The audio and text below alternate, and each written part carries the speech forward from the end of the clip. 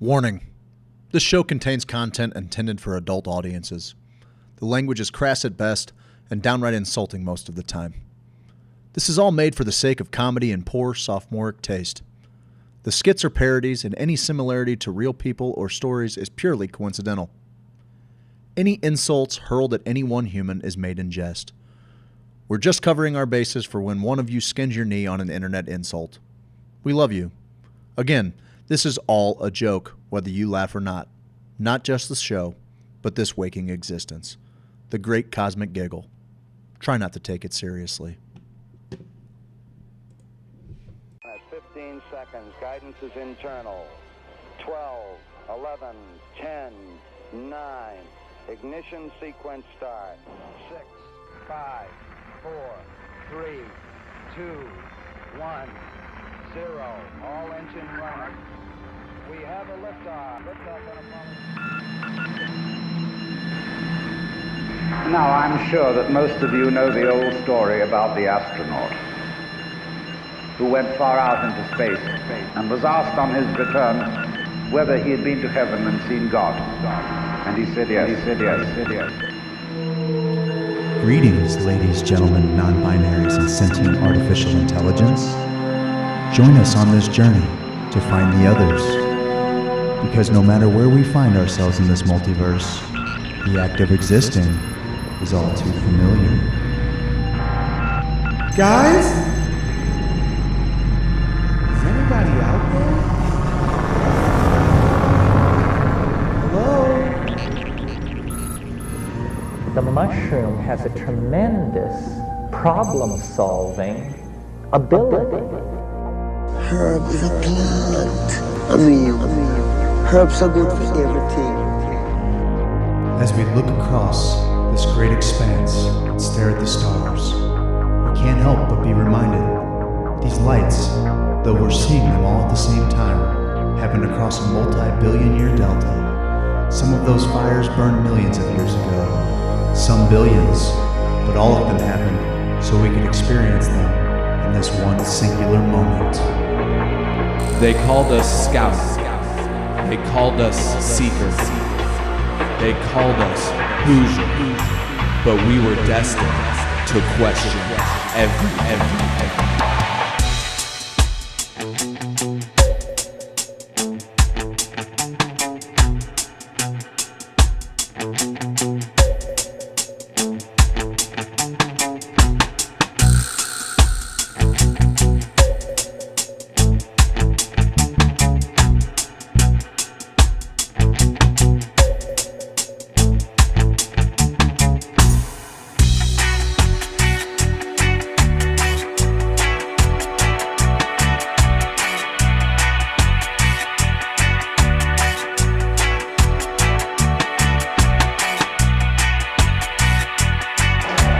I don't know about you, but as for me, the question has already been answered.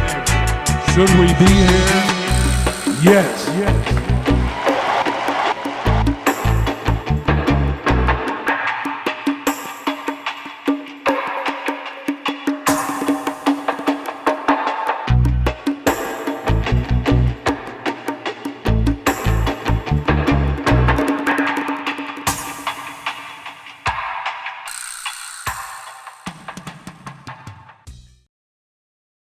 It's the Hoosier Sophisticate Show. Question all the things that you know. Steve likes the weed. Steve likes the weed. By DMT. The DMT. Hoosier Sophisticate Show. The Hoosier Sophisticate Show. Hoosiers with the drink. Sophisticated blasphemy. It's the Hoosier Sophisticate Show. Question all the things that you know. So let's set our minds free for the singularity.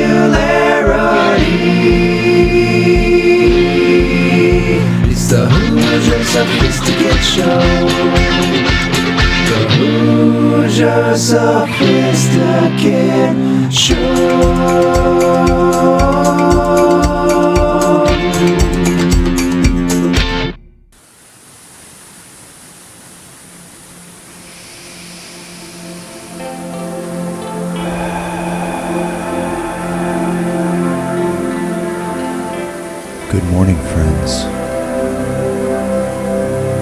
join us and start your day with a gentle meditation from Hoosier Sophisticate. Let us all remember, we are only as good as our last breath.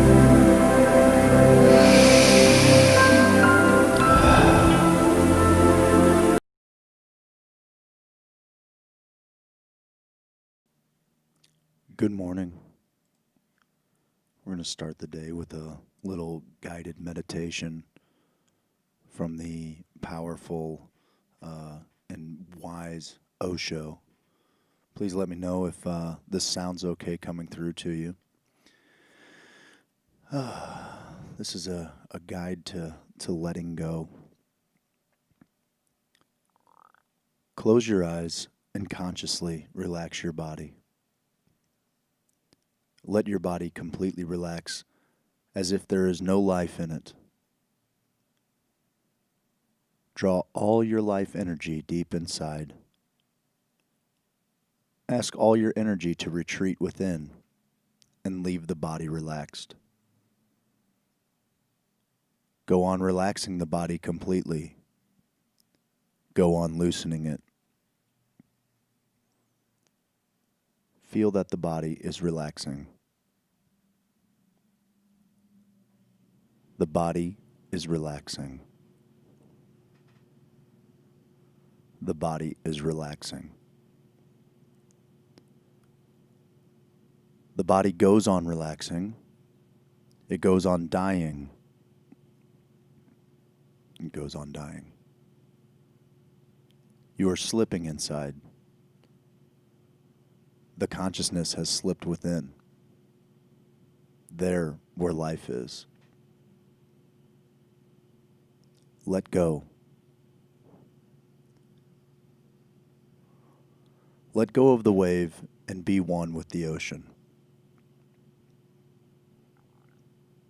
Let go of the body completely. Do not prevent it. Do not keep any hold over it. Let it go. The body remains just like a shell.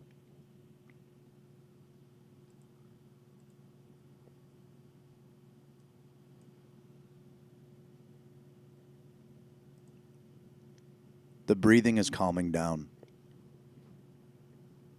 The breathing is calming down. Let the breathing also relax. The breathing is going on, calming down. Retreat even from the breathing. Call your energy back from there too. The breathing is going on, calming down. Leave it relaxed. Leave the breathing relaxed. The breathing goes on, calming down. The breathing has relaxed.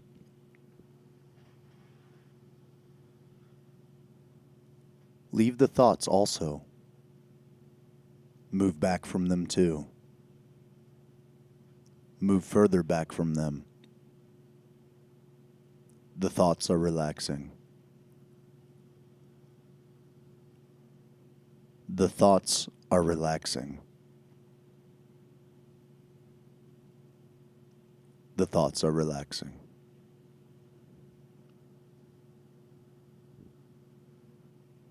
Go on feeling. The thoughts are relaxing. The thoughts are also dropping.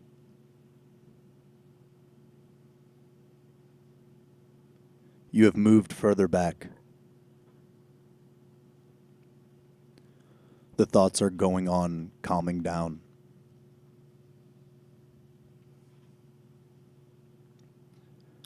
The thoughts are going on, calming down.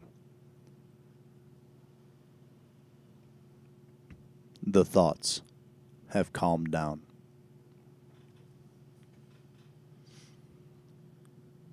Now, for 10 minutes, Just remain awake within. Remain conscious within. Look within wakefully. On the outside, death has happened. The body is lying down, almost dead. Away. You have retreated.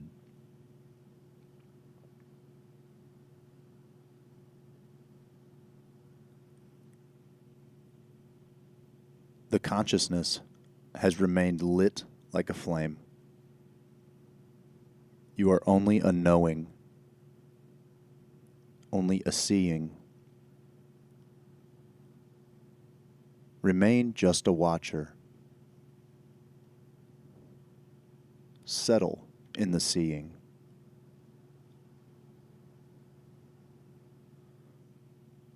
Look within. Do not do anything else. Only go on looking inside. Inside. More inside. Go on looking inside. Slowly. Slowly you will have slipped into the depths, as if one goes on falling into a deep well. Goes on falling. Goes on falling. Just remain looking.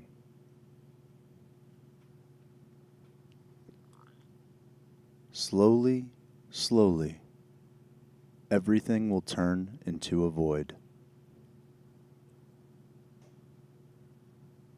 Only a flame of knowing will go on burning in the void. That I am knowing, am seeing. Drop your control completely. Drop all your control.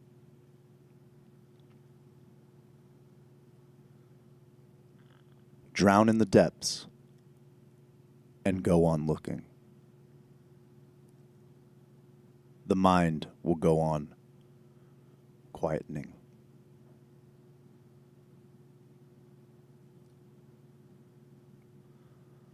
The mind is becoming empty. The mind is becoming empty. Let go totally. Disappear. Just die. Disappear completely from outside. Let go completely from outside. As if a wave disappears and becomes the ocean. Let go completely. Do not keep even the least grip.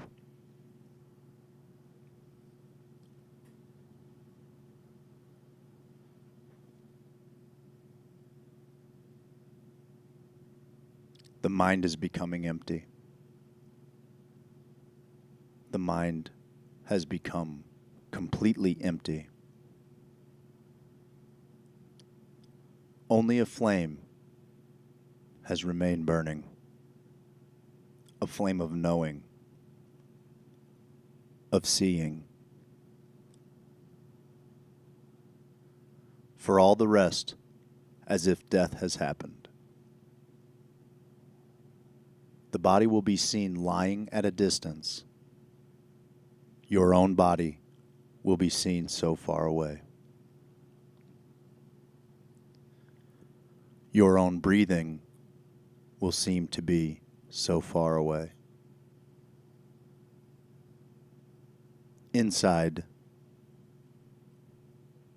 more inside. Drown. Let go. Let go. Let go completely.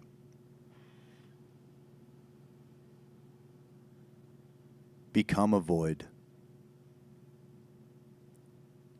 Become a void completely. The mind has become a void. Only a flame of knowing has remained inside. Everything else has become a void. Everything has disappeared. Let go. Let go completely. Show the courage to die. Die completely from the outside. The body has become lifeless. We've slipped completely inside. We have slipped completely inside. Only a flame near the heart remains burning. We are seeing. We are knowing. And everything has disappeared. We have remained only a watcher. The mind has become completely a void. Look intently into this void. Inside, look at this void. A great spectrum of bliss will unfold within that very void. A great light of bliss will fill that very void. A waterfall may emerge, and only bliss flows all around, which spreads all over you, in your every fiber, in your each particle. Look intently in that void. And just as a flower blossoms when the sun rises, similarly, the spring of bliss bursts forth, looking at the void within.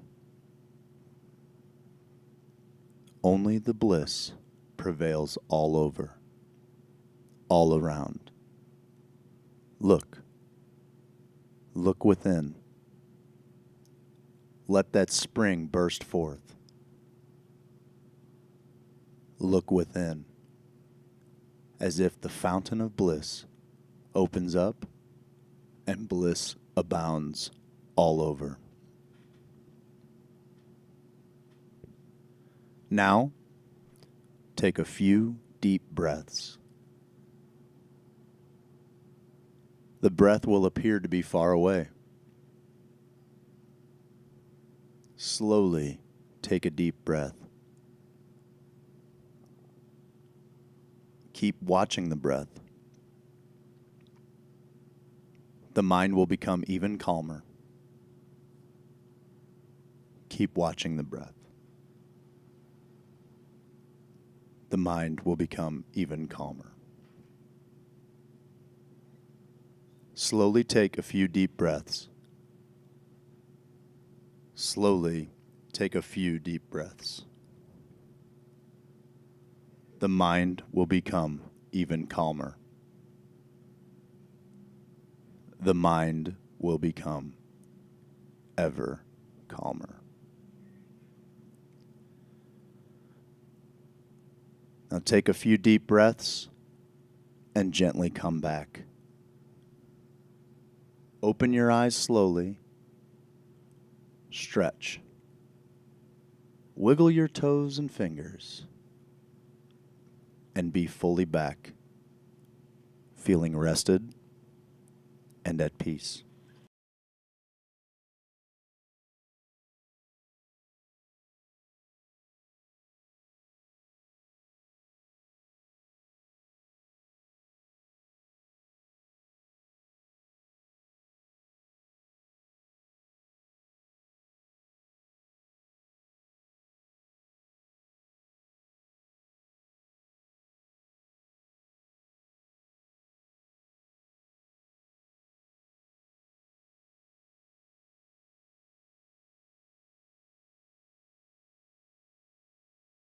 This is exactly what you're talking about. I'm trying to send Bigfoot a message to let him know why I need to meet him.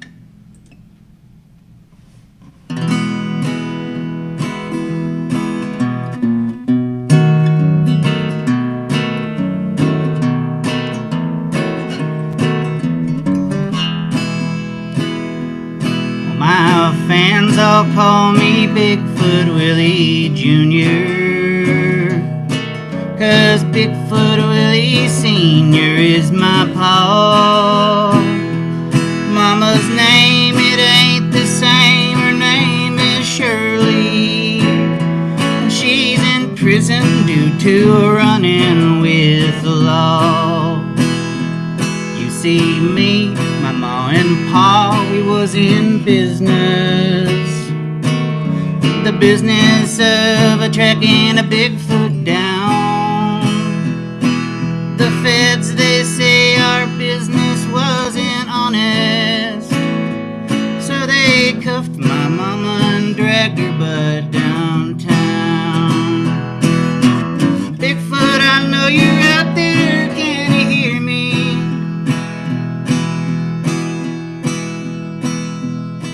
Without her, our family ain't the same. It's me, your old pal, Bigfoot Willie Jr. I won't hurt you, but I gotta clear her name. It was shortly after that my pa went loony, 'cause he'd seen a biped ape man in the woods. There's nobody left in town that would believe him, so I promised I'd find Bigfoot if I could. So each night after last light I get to walking, casting plaster molds of the freshest Sasquatch prints. Through the Klamath Mountains I'll be stalking, also I can prove my mama's innocent. Bigfoot, I know you're out there, can you hear me? Meet me in the moonlight silver gleam. It's me, your old pal, Bigfoot Willie Jr. Please don't go inside, squash all my dreams.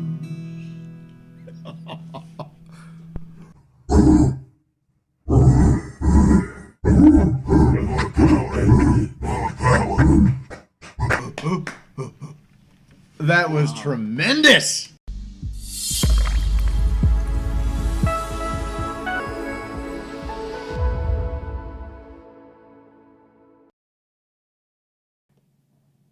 Good morning, sophisticated Hoosiers. How are you? Hopefully you enjoyed your meditation, originally created by Osho. I know it was a long one, but it's kind of nice to learn how to let go of everything. I'm joined by my beautiful wife, Missy Bliss Kohler. How are you, baby? I'm well. How are you? You need a microphone. I need a microphone. Yep, you do. Right in front of your face. I'm very new. It's okay. Thank you. We're going to figure this whole thing out. Hi, friends. We're just going to have a little bit of fun today, guys. A little bit of fun today. That was also a nice little ditty from Bigfoot Willie Jr. I'm just getting some things set up around here. I've got to travel across the state. Pretty excited to meet with a company that I believe has their commencement coming soon for manufacturing. Hopefully we can have some good conversations about what is needed and needs being served to patients in the medical industry. So, with that being said, I don't want to talk about weed all day. Let's talk about something more fun than that, babe. I definitely came here to talk about weed for 3 hours. Did you? I'm super excited because I don't even really smoke weed, you guys. Because you get to, I mean, you don't get to talk about it every day, so it's exciting to be able to do that, I imagine. Let's talk about what we want to talk about, magic. I really came here just to sit next to you for 3 hours. I dig it, man. If this is where we got to get our time together, I am with it. I don't know if you guys know this, and I always joke and say that Chris Smith is the Ryan Seacrest of the cannabis industry, but I feel like Craig is coming in hot on that. It's Chris Smith. Chris Smith does way more than I could ever hope to do. Shout out to Chris and Christina. Speaking of them, one of the nice things that always happens with an inauguration or a new president coming in is the guy going out gets to make a bunch of pardons and grant clemency. And I know a few of the people that the Cannon Convict Project were trying to help out. Got granted clemency, and so that's really great. And great. I mean, Tiger King didn't get it, so that's kind of a bummer. I have a very unpopular opinion about the Tiger King. I don't think it's that unpopular. I think most people he's a criminal. And I think he most deserves people to be think in he's jail. The crime doesn't bother me. He's he's just I think most people he's just a dirty Hoosier. He's a dirty Hoosier, but he's lovable. He's a lovable dirty Hoosier. I don't think it's offendable to be a Hoosier. Certainly, I do think that it's offendable to certainly break the law time after time after time, and not necessarily even like an unjust law. Like the laws that he broke are in place for very, very, very I good guess reasons. some of them were taxes, and we fucking hate taxes, so I'm not gonna be mad at him about that. I'm not mad about taxes. I'm mad about taxes, and if you're running a tiger farm, you got to have a disposal plan for the tiger farm. So, and just exhuming remains and stuff. I don't know. It all seems kind of crazy to me. If he's in jail, I want Carol Baskin in jail. I all also I'm want saying. Carol I want Baskin Carol in jail. damn Baskin in jail. But he did pardon or grant clemency to Lil Wayne and Kodak Black.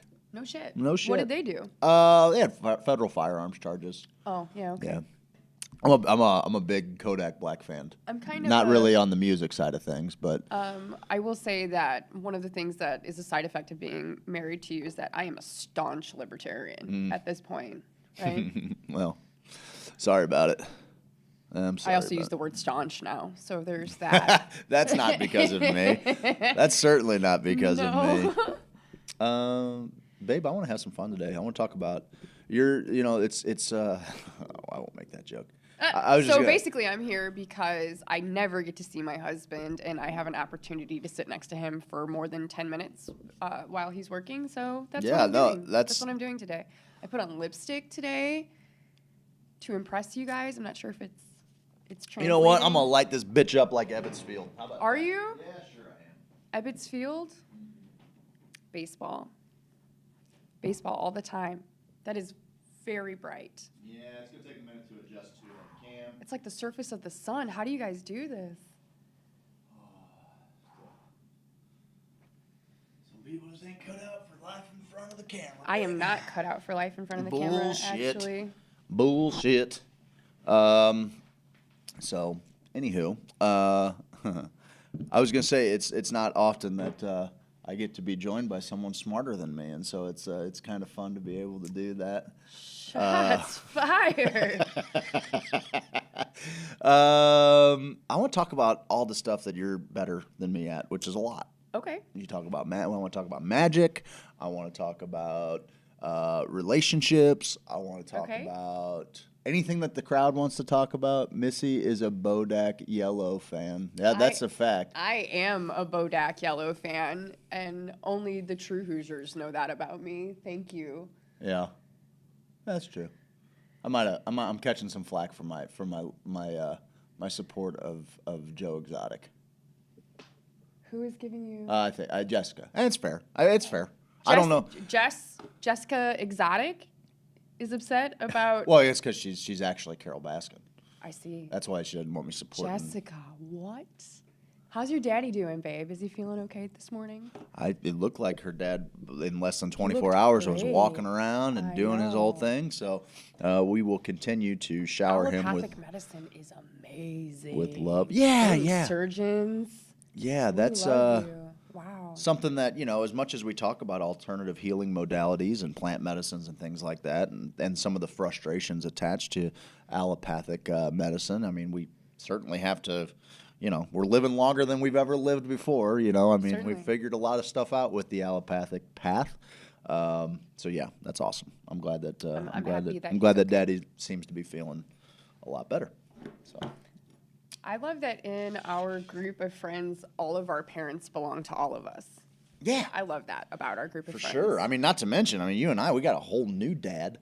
a couple weeks ago. Dan Hendricks. You built us this table and everything. It's gonna be He's great. Wonderful. Then you made a sex joke about this table. I did make right a sex in joke front about of this him. table, and sadly, I haven't been able. It to ain't even a joke either. That It's joke. a Like, sex I meant promise. what I Yeah, said. it's a sex promise. This thing is perfect. I meant what I said. I meant what you said. Why'd you bring this kid? We could turn this damn stream off, or we could keep this stream running, and we could make a lot of money. Babe, let's start an OnlyFans. Absolutely It's not. just you doing Listen, all of sex the work is work, and I'm here for it. Me If that's what somebody Me wants too. to do, that's just not Let's what do I it choose like to we'll with do my it like time. the Masked Singer.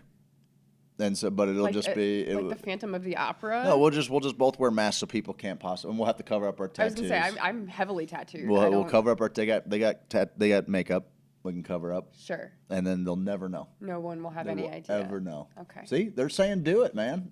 People are in for that. That's a Who is Blunt Man? Blunt Man to Kill is our buddy. I don't like to give out government names. I don't like to give out government names if they have one, but that's our boy Ricky. Oh. Ricky Ticky. Hi, Ricky. I love Ricky. We're not doing it. I love Ricky. We're gonna do it. We're doing it.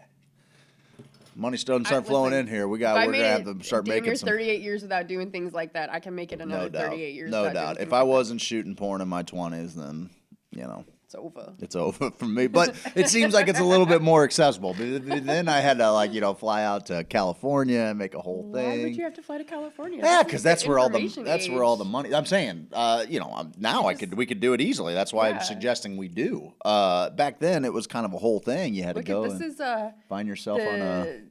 This show is trending in Denmark right now. It was definitely trending. We haven't seen that global guy in a while. Who's fucking on the table? The mass table banger. That's right. Hoso OnlyFans. I'm into it, man. I'm saying we sex could do work a is. Hoso OnlyFans. Oh, we could do a Hoso OnlyFans. But that doesn't need to be like X-rated. If we drew up a contract, this is actually a really good idea. If we drew up a contract, we could definitely, for the sake of keeping confidentiality and things like that.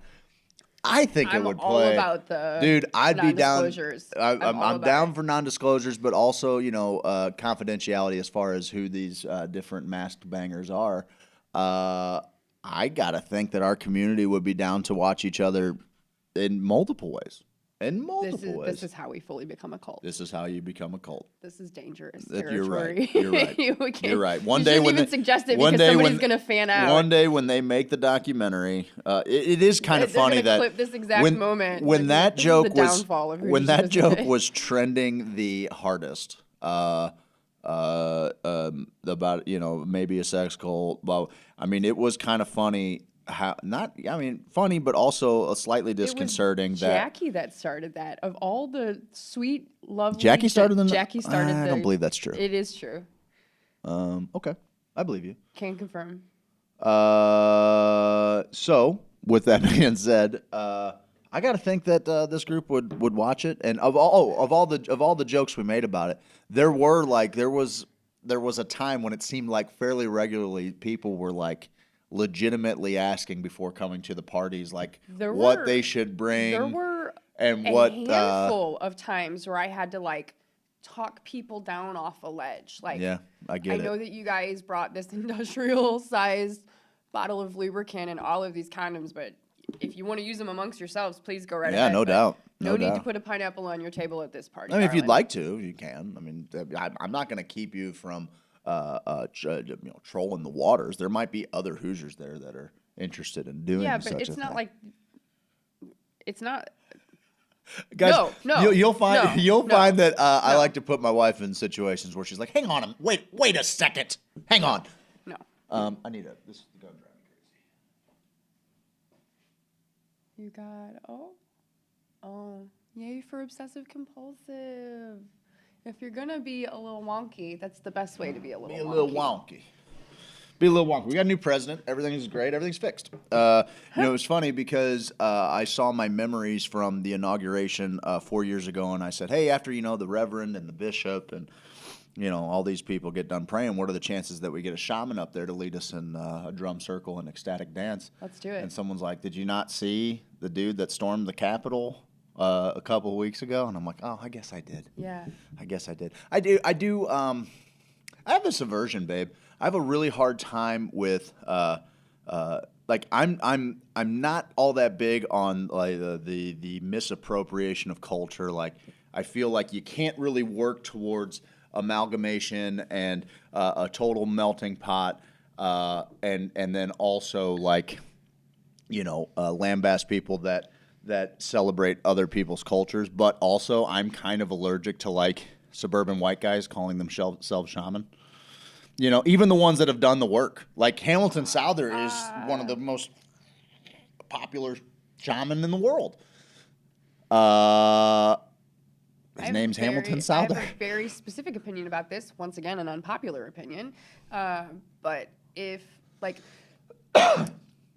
indigenous cultures don't own the rights to shamanism. Oh, I'm 100% on that train too. I'm here for indigenous cultures. I'm happy, and I am the very first person I know to sit at the feet of my elders, open my ears and close my mouth. Very first. However, it's belonged to all of us. I feel like maybe our specific demographic is further away from shamanism than any other demographic, and that's a tragedy. But our return to shamanism should be celebrated. Yeah, for sure. Totally. For sure. Yeah. It's a weird thing because I want as many people, like I said 10 years ago, I just wanted to be able to have this conversation about these medicines with as many people as I could and not be looked at like I had a dick growing out of my forehead. Yeah. And now, and then the pendulum swings kind of the other way, where then you kind of see all the gross things. Like I see different companies pop up every day that are trying to. Man, I saw a Facebook ad the other day that was for. I'm gonna pull up the email. It was for these. It was basically called the Portal Box, and what it is like a. It's basically just a box, like a little jewelry box, but it keeps all of your DMT supplies in it. And in theory, I love that. Like, I think that if but you're it's like a Birchbox or like Ipsy. It's not an Ipsy because it's not like it's not a recurring thing. It's something that somebody fashioned that has a DMT pipe and a scale, maybe something. And like all things that probably make the experience a little bit easier. It's just a lot of stuff feels weird. Wouldn't a substance like DMT require like a triple beam? Or are they have digital? Well, no, that's not ignorance. They do have digital that work that well. But no, that's a great question. And yes, I would say if you want to start getting down to nuts and bolts tenths of a gram, right. Your digital scales are probably not going to weigh them. DMT's weird. It's so weird. And that's why they have things like, not to put too much drug knowledge out there. I don't want Facebook to shut us down, but that's why they have things like K spoons or ketamine spoons, because there's the amounts that you fill it are kind of the measured doses. Oh, that's helpful. It's super helpful. Yeah, it's super helpful. But what I was getting at is like there are a lot of people kind of trying to capitalize on the experience, a market and the experience, and that's fine. It's all good, but that's kind of the way that the pendulum swings the other way, where then all of a sudden, is it really okay? So deep questions here today. Mm-hmm. Is it truly your disdain for those things, or do you feel like as a quote woke white guy, you have to kind of set a precedent and you have to toe that line because you're in public forum often, and because you feel like you have a responsibility to other people, other types of people? Did that question make sense? Yeah, I think so. Okay. I walk this line that is like, in order to bring more people to this, and we talked about it with Makate yesterday. Yeah. Like, the plants are making themselves more available. Yes. Fungi is making themselves more available because I believe that the planet is in severe need of healing. Totally. And that doesn't look like the fucking Paris Climate Accord. That doesn't look like raising taxes on poor people. But it does look like rich people. Or rich people. It does look like everybody becoming mindful about what they're doing and how they are living in symbiosis with the earth. And so, like, it's really hard to denounce somebody trying to commune with nature or coming to the knowledge however they do. It was like when Gwyneth Paltrow came out with that Goop Lab, and it was like for a couple weeks everyone was talking about, you see that crazy thing? Well, it brought it into the living rooms of suburban fucking white women all over the world. So 100%. Like that's a good thing. It's a great thing. But also the reason I didn't watch the inauguration yesterday isn't because I don't care for Joe Biden or I don't care for who's taking over or anything like that. It's because it was a fucking pop concert. And I don't want sacred things to be I don't want record companies to take sacred things and turn them into what they've done to music, right?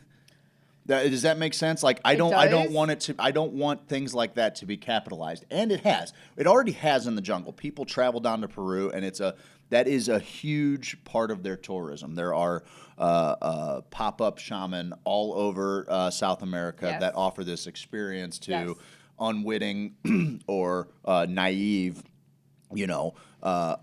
kids, travelers, American and European kids that don't really know a whole lot about it and are going there to trust in a real shaman. So like just because you're from Peru doesn't make you any more real of a shaman. I guess that kind of goes back on my first point. There you are. Doesn't make you any more of a shaman.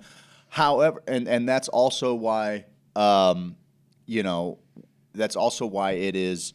That's why there's a huge problem with like sexual abuse at ayahuasca retreats, and there's dark people out of no spirituality doubt. Is very, very, very real. And I am a metaphysician. My education is in metaphysics, and I don't really get along with the metaphysics community. It's very rare for me because I'm not into I don't know if you've ever seen the parody of spirituality, but there's that guy, ultra spiritual guy, the redheaded guy. He's great. He's wonderful. What the hell is his name? Yeah, I'm with you. I don't know his name, sadly.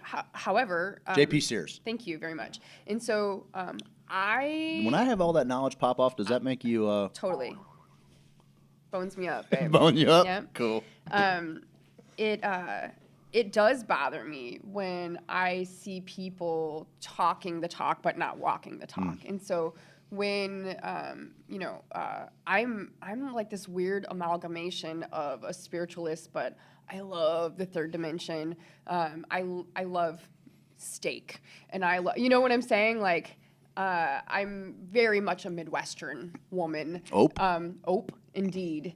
And so I don't fit into the spiritual community very well because I'm very quick to call people out on their bullshit, and that, almost to a fault of my own, right? Like, I'm really quick to call people out on that nonsense. And so I have, 1 in 3 women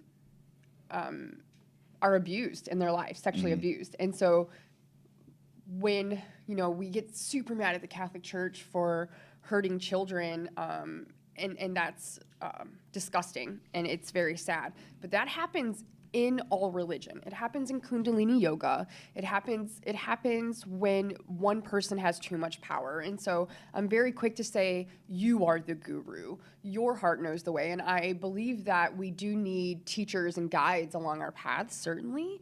But to give yourself over to another human being so much so that, and I'm not victim shaming here, it's just a matter of absolute fact, that if you give yourself over to another human being so much so that you can be fooled or fleeced by that, that's a problem too. So when you're raising children to understand what the word consent means, right? And we're raising specifically girls, because boys have a very short list of things that they learn about sexuality, but girls have this monstrously huge side of things that include messages like never leave your drink on a table, ever, right? Do not go to a bar alone, ever. If you go on a date, you must tell somebody where you're going and check back in with them when you get back home again, because it's legitimately not safe to be a woman, period, right? And so, and that's not even to say that women are the only people that are abused in the spiritual realms. Yeah. Certainly.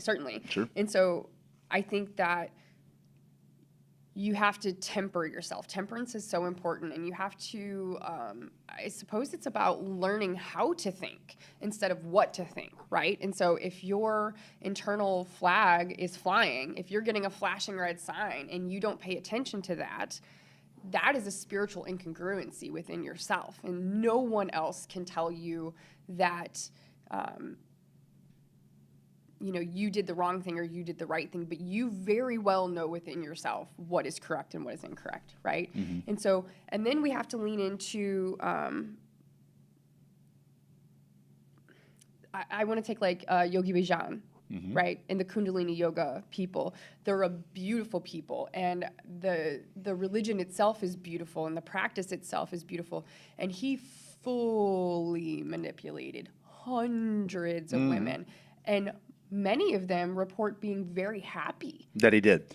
Yep. Right? Like, same thing goes with Bikram, right? how do we balance that? Right? Like, how do we as parents and as people who want to learn and grow, how do we move through that? And I think that it's by going against what we're told. And I believe in vulnerability. I believe that vulnerability is the only true power. However, walls are necessary, and we should have probationary periods for people to be in our inner circles. And we should, and I'm very guilty of this, I'm a ruthless editor of who I allow in my life. And there's a reason for that. And it's because I've been... If I bombed out everybody you told me to bomb out of my life, I don't know how many people I'd have around me. That's for the same amount of people I currently have, I'd say. Yeah. Right? That could be very true. Yep. Right? So, yeah, that's long-winded, but the nuts and bolts of it are, don't give yourself so completely to something. Give yourself completely to yourself. Give yourself completely to God. Yeah, and the things that fill that cup, the things that, if those things you feel as though you're making you a better person, or are helping you realize your happiness or what you think is your best case life, then lean into it. But at any point, life starts to feel like torture to keep up that belief system, then you need to readdress we see it all the time. I mean, all the time. And this isn't a swipe at the Kundalini community at all, because I mean, some of the most beautiful, powerful people. No, we know Christians that do the same I listen things. to Kundalini mantra. You can attest to this. I listen to mantra music and medicine music all day long, pretty much. Absolutely. And some of the most beautiful and intelligent people I know have kind of devoted their life to that lifestyle. But we've also seen a lot of people, I've seen the shadow side of it, people that are almost fucking emaciated, the way that they're not taking, they think they're living their best case healthy life and things like that. And you just watch them. And you're watching them kind of melt away. Yeah, for sure. And so, but I think that's present. I think extremism in any form is dangerous. No doubt. So I've seen it happen to Muslim friends. I've seen it happen to Christian friends. It's a dangerous game that we play with ourselves. And, sure. And I don't think, and I guess I can't speak matter-of-factly on it, but my perception of it is that God doesn't want to spank us when we're bad, right? Yep. And so this idea that if I only wear a specific color, if I grow my hair a certain way, or if I, eat a certain thing, that I'm going to be more worthy, right? Yep. And it's just, I think there's something to be said for cleaning the vessel. No doubt. Right? Yeah, no doubt. And I'm the fucking worst about it. I get it. Yeah. But beyond that, it's really self-abuse, right? Beyond that, it becomes a mental health issue. It's that pendulum. Right? If you're kind of apathetic to what you're putting in the vessel, then that's clearly unhealthy. Totally. And then also, if you're depriving yourself, of any kind of joy, with what you put in the vessel, but also, and I think people draw joy from so many different things. But if you're also to the point where, whatever, this isn't a criticism of veganism or anything else. I know plenty of healthy, happy vegans. Totally. It's fine. But also I've seen people that are so dogmatic about their whatever their regimen or things like that they're some of the fucking saddest, most miserable people on the planet. Right. There's got to be a middle ground. Walk that middle path. Exactly, the middle path. And so Buddhism teaches the eightfold path and the middle path, and I think that it's worth your time to look into it, certainly. That I don't want to be extreme in any way. I want to take a little bit of everything that makes me feel good, and I want to create this you know, like I consider myself to be like a master aggregate of badassery, which is kind of a funny thing that I say, but it's true. So I, you know, studying all these world religions and studying all of these, you know, weird esoteric things, I never fully subscribed to one thing or another, right? I never fully threw myself into it, and I'm so grateful that I hadn't, because what I learned through my more mature and older years, my more stable years, is that I was right all along. I was correct in my assumption that maybe I shouldn't go to this 3-week-long silence retreat and torture myself for 3 weeks, right? Like I'm a chatty gal, yeah, right? Yeah, totally. But who knows what comes of that? You know, that's one of the. I think you become a monk. Yeah, well, right? And at least temporarily, you do. Yeah. And so I think that what a challenge! A total that would challenge. Be real hard for me. 21 days of not speaking is a difficult path. I talk so much. But so like everybody, you know, we all look to, you know, using Buddhism, we all look to the Dalai Lama as being the penultimate of human potential, and he's a lovely, lovely human being. However, he's a king that literally lives in a castle that's carved into the side of a mountain. He doesn't have a wife and kids. Everybody he works with are high-level Buddhist monks. Of course he's giggling. Of course he's that happy, because he chose a path that doesn't include hardly at all the third dimension, right? Like, he's got some big problems that I'm sure I can't even wrap my mind around. I understand that. However, the things that regular people are doing, right, in their regular lives, his work doesn't really apply there, does it? No, I suppose not. But, well, I mean, I don't know. I think it applies on some levels, but I agree with where you're at as far as, you know, kind of what you're surrounded by makes certain other things a little bit easier. Also, if you find a way to make a living at this, and it's truly your lifestyle, and that's what we're trying to do here, you know, I commend anybody that finds a way to take which makes their heart beat and be able to live sustainably on it. Whether that looks like money or whether that just looks like an agreed upon place to live. You know, I think there's a hierarchical thing that happens that makes it kind of inconsistent. Somebody's got to fund that. Somebody's got to the way that the world governments are set up. Somebody's got to allow that to be. Yes. But you know, I mean, where was I kind of trying to go with that? The Dalai Lama talks about all kinds of things that can apply to our daily lives, but we can't do what the Dalai Lama does because we are not, in fact, chosen by the lamas to be their leader. Right. You know, so you can only take what he says and take what you can and put into practice, which, you know, are simple Buddhist tenets that I hope, I mean, everybody can work into their. I mean, I had a conversation with I grew up here, and then moved to Springfield for the second stage of my upbringing, and in Springfield is the headquarters of the Assemblies of God. And so the Assemblies of God, it was the fastest growing Christian denomination of any denomination. And there are mega churches. We drive past all the time when we go to my mom's. And some of the best people in the world that I know are AG. And I remember kind of a few years ago as I came to the medicine, as I came back from the medicine, and I was trying to have this, I was having a conversation with someone I loved and respected.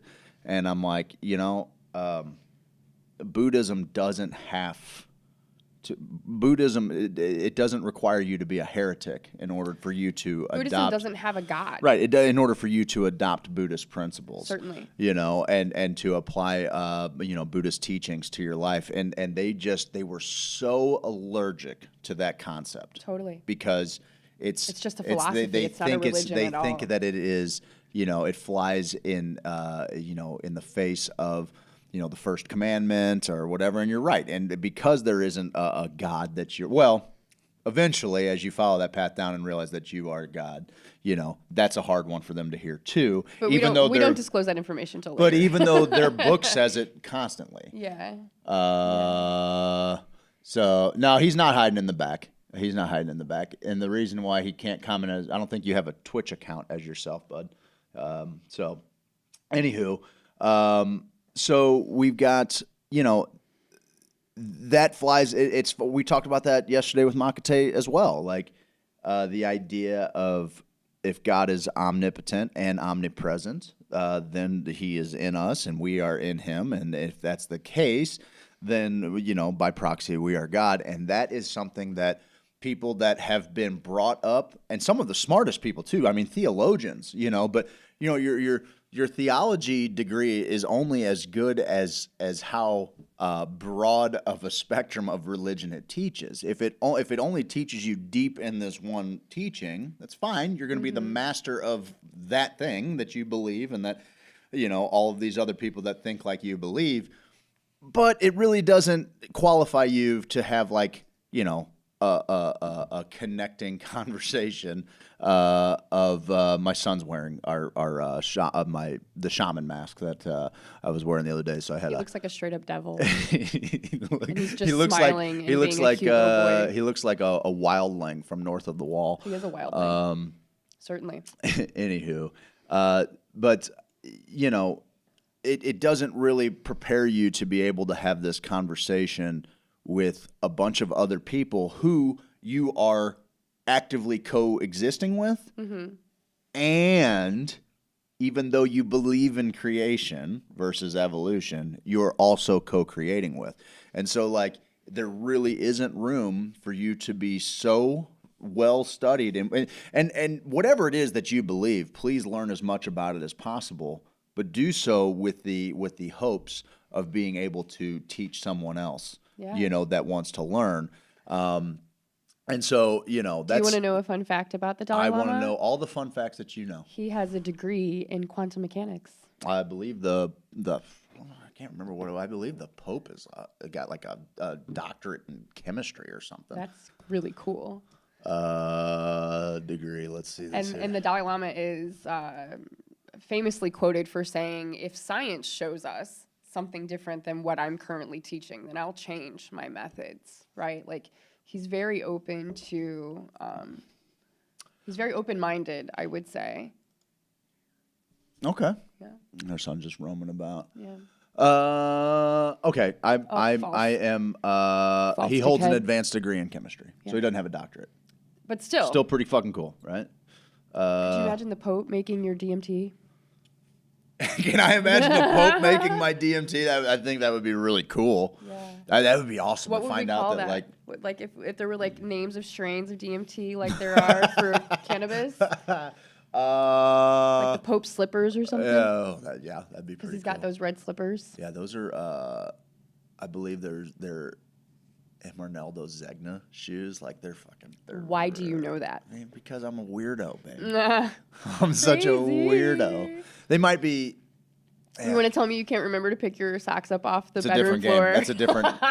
That's a different brain center. Is it? That's a different center. It's not firing. Okay. Yeah, if I could tell my socks to pick them up, I'm a manager. I'm a manager. Is all I am. I'm not much of a doer. So that makes me an employee by default, I suppose.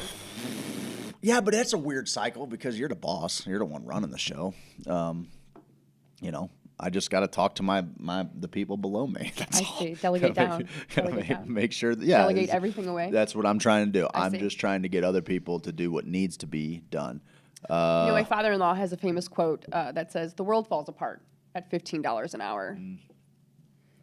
Our children make $0 an hour. He did say that. Yeah. My daddy said that. And he's right. Well, at the time it was $10 an hour, but who knows? With the new president, maybe it'll be $15 an hour here pretty soon. But yeah, I just took that liberty. I hope that's okay. That's totally fine. I think you're just keeping up with the times. Yeah. I love you. I think it's probably time to go to a break. I can't believe we're already. I think I had a 20. I was trying to have a nice long meditation this morning, which is always. I was a little surprised when I came in and you were still going. Yeah, I was feeling that Osho vibe. I'm into Osho all day, and so it's funny, I think, because I'm the meditator, and I'm the meditate-y, and you're the meditate-or. Okay. But I would like you to come to the other side with me from time to time. You guys, when I ask him to meditate with me, he just starts doing the dishes. It's the opposite of this. It's the opposite of that. He sees the value. He understands it intellectually, but we just got to get him to sit his ass on the mat, y'all. My deal is that I am a silent meditator. Bullshit. I don't mind. I sit with my thoughts, and sometimes many times when I drive my car. It's not with thought. It's without thought. Well, I understand, and I let those thoughts come and go. I have a superpower. I can shut this fucking thing off at any time. Not thinking about anything. Right now, nothing going through my brain. I'm thinking about a lot of things. I'm thinking mostly about that Craig is totally full of shit. There's nothing happening right now. This is what it looks like when nothing's I can't imagine upstairs. that it's easy to be married to somebody like me. I think that I can't imagine vice versa, babe. Very challenging. Vice versa. I'm a blowhard, know-it-all. That's got to be real tough. Same. Yeah. Do we need to go to a break? Yeah, let's go to break. Okay. All right. Yeah, Kush Coach, I'm telling you, it's my superpower, bud. It's like she's like, what are you thinking about right now? I'm like, got nothing going on up there. And she's like, that's not possible. And I'm like, no, I promise you, it's just a big empty fucking nothingness in there. It's a weird thing. Garrett is the same way with yoga. I keep trying to hammer his head that yoga will help him in sports, but he just laughs at me. Yeah, I'll talk to the boy. Yoga will help out a ton in sports. My wife tells me to do yoga every day. Every day he's like, oh, my shoulder. Oh, fuck, my shoulder. And I just say yoga. Problems. Because I used to be like, baby, yoga is so beneficial. It will help you so much. You're going to feel, there's so much space inside your body. You don't even realize. It's the worst. And now, like 25 calendar years later, I just say yoga is my only response now. It's the worst. I hate it. I hate doing yoga. I hate it. I don't care. I hate it so much. I it. fucking hate you it. Learn to love it. But, you know, I understand its benefits. It's fine. It's fine. It's fine. Just that you can feel good in your body is yeah, you know, I get it. Okay. I generally feel. I think that's the problem. Is for so long, my privilege hasn't allowed to see me. I just thought that it just feels. This is just. I'm a good feeling dude. I feel pretty fucking good. I wake up. I fucking go 4 for 4. I hit a couple of bombs. That's what I do. I'm a fucking blessed guy.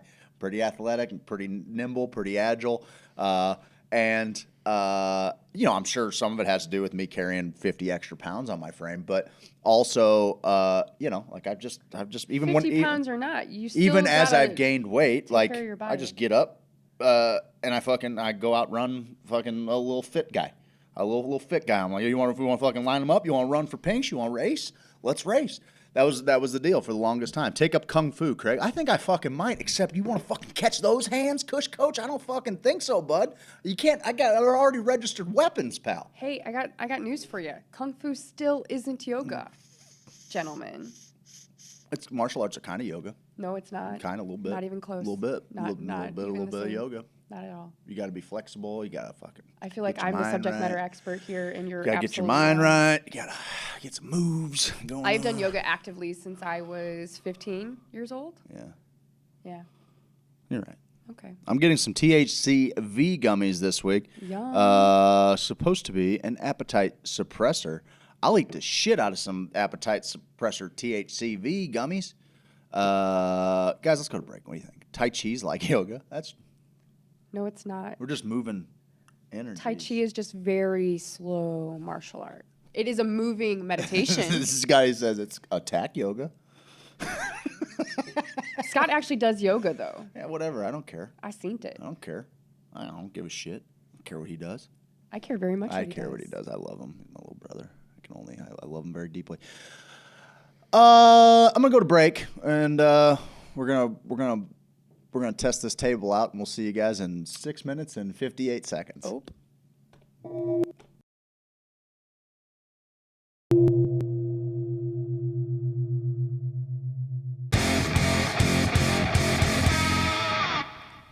Oh, hey. It's Adam McChesney with Ms. Marketing. We specialize in lead generation, filling your pipeline, and taking care of your payments. Give us a call today. Adam from Ms. Marketing took me from 10 leads to 300 leads in a month, and I became the strongest boy in the schoolyard. He increased the revenue for my fit charter fishing business by 30% in 1 month. Ms. Marketing. What was that Facebook algorithm?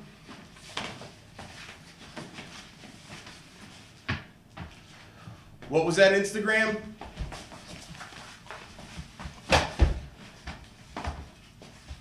Ms. Marketing.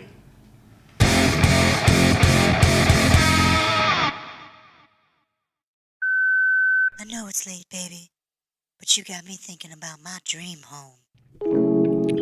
Yeah, girl.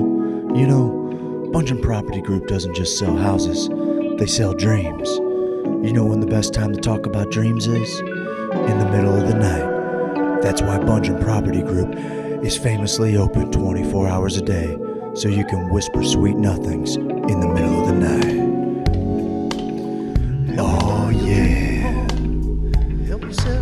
Tell me all your dreams of white picket fences, in-ground pools, and I'll find them for you. In an area with a low crime rate, gentle proximity to nice parks, walking distance to the grocery store, easy access to the highways. A place where you can offer a quality education to your children, all while feeling safe in your front yard while they play.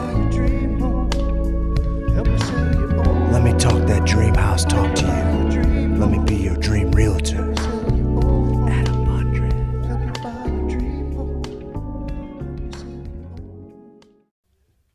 Hey DJ Shabba. Hey ladies. I'm gonna smoke a little weed, boy. I wanna grow some trees, boy. When I grow all the weed that I smoke, And I blow all the trees that he grows. and I smoke all the weed that I grow, And I grow all the trees that he smokes. well, I'm growing and I'm smoking. So I go see Bo. Puff, pass. And I smoke what I grow, yeah. Grow active solution. And I'm growing the hydro. Bo knows hydro. And I'm growing the hydro. Grow active solutions. Bono hydro. Bono hydro. Bono hydro. Bono how to grow. Bono how to grow. Grow active solution. Bono how to grow. Grow active solution. I'm an outlaw, check it and see. Want a poster looking like me. Checking the swamp man for a pretty girl. Being an outlaw in an outlaw world. Hey, I'm an outlaw, check it and see. Want a poster looking like me. Walking my hound dog, surfing that swamp. Catching crow that do the sweetly stomp. Everybody do the sweetly stomp. It's a stomp. It's a wiggle, turn around, a little tickle. It's a stomp, move your feet, head on down to Sweet Leaf. Head on down to Sweet Leaf. Head on down to Sweet Leaf. Dude, man, get on down to Sweet Leaf Emporium and do that Sweet Leaf stomp, man.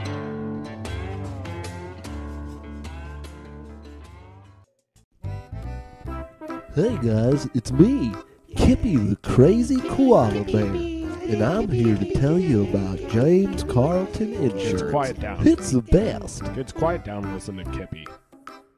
Grown-ups need insurance, and Uncle James can help. Right on. Grown-ups need insurance. He's got the best reviews on Yelp. Grown-ups need insurance if they want to protect their house. Yes, sir. Grown-ups need insurance if they want to properly bury a spouse. That's a bit morbid. Grown-ups need insurance if they drive a truck. Okay.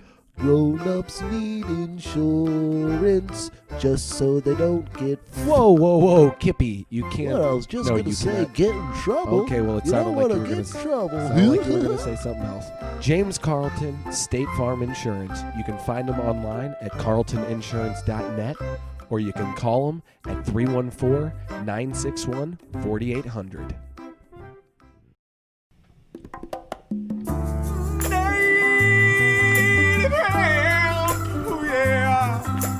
Native hemp inside of me. Native hemp inside of me. Native hemp inside of me. Native hemp inside of me. I got 1,800 milligrams going real real good down my throat. When I wake up in the morning and I need a pick-me-up, well, I grab my bottle of native hemp and I splash it on my tongue. Lap, lap, lap. Native hemp inside of me. Native hemp inside of me. Native hemp inside of me. Native hemp inside of me.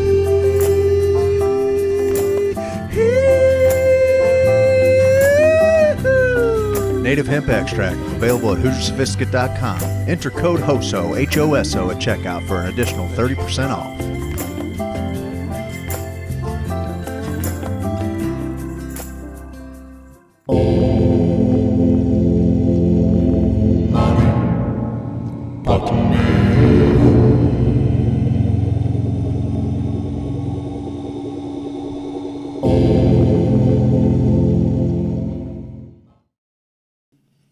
My son's counting us in back from the commercial break. It was pretty cute, you guys. Pretty freaking cute. He's producing the show back there. In his little devil mask. Doing a fine job. He's doing a real fine job. Good job, Trev. Sorry for not leaving the mic on, Dennison, but I will do that for you another time. No, he won't. You dirty little Absolutely never pervert. gonna happen. You dirty little pervert from Native Hemp Extract, where right now, the CBD, CBG, I believe, Dennison, like help me out on 50% this. off It's with pretty the much with the HOSO HOSO code. It's code. about 50% off its normal price. Because Dennison Callard walks his fucking talk. Yes, he y'all. do. Yes, he do. As a matter of fact, when all the FICO talk started and everything, Dennison, he's been in my inbox a bunch, just talking about how he can fit into that and how he can get people some medicine. And I think that the dick pics were probably a little extraneous, but I mean, I'm not complaining. I enjoyed them. Yeah, we all I enjoyed love a them. good dick pic. We don't mind it. We don't mind a good. You're gonna get flooded with dick pics. Which I don't know. The funny thing about dick pics is, do you know what I do when somebody sends a dick pic? It's been a long time since someone sent a dick pic, but do you know what I do? What's that? I send them back pictures of other people's dicks. Yeah, you but got so many of I have mine. I have a full. What do you? I have a Do library. Do of other dick people pics. have pictures of my dick? No, but I did email your dick one time to Hoosier Sophisticate as a joke, and it was just for me. But now it's for you too. It was like a cleavage pic. It was like a half dick pic. It was. It was like a top half dick It was a pic. top half dick pic, not the or the bottom half. No, it was the top half. Well, it depends on where you start. At the top. I Right. would figure the top of it is whatever's Like the top- closer this to is the the top. torso. This Correct. is the bottom. So it was the It was top a- half. You didn't put the head in there. No, Yeah, just like the. but it wasn't erect, so it wasn't going this way. We don't either. have to talk about this anymore. We could just skip right If over. it was erect. But anyway, so yeah, I emailed it because I thought it would But go the way to that Craig it was hanging made as it- a joke, Did not go to me. and it went to Steve. It went to. Well, it goes to both. It goes to everybody. I think Mike's got the account too. So Well, whatever. you're welcome, baby. It happens. No, not really. It doesn't happen. I don't know that that's ever happened before. It was a really. I do like flattering the picture. idea of you weaponizing my dick pics. Absolutely. Like if somebody 110%. if somebody sends you, and I take very classy dick pics Well, the biggest flex on a dick pic is sending a picture of a bigger dick. and a prettier dick. Yes. Yeah, it's true. Cool. Right on. Good morning, freaks. Well, you came in right at the right time. Regularly 55, but you take off another 20% with host. So Dennison, are you losing money being my sponsor? Probably. I was You don't actually have to do speaking that. with him this morning about. There's a mint CBD that's real cheap too. I'll tell you what I like about that mint CBD. It's nothing special, but It's there's a just a fuck ton hint of of CBD mint. in it. Yeah, 1,800 milligrams. It's still it's plenty special. Here's what I like about that, especially in the wintertime. You take a dropper of that and you put it in your coffee. I like it.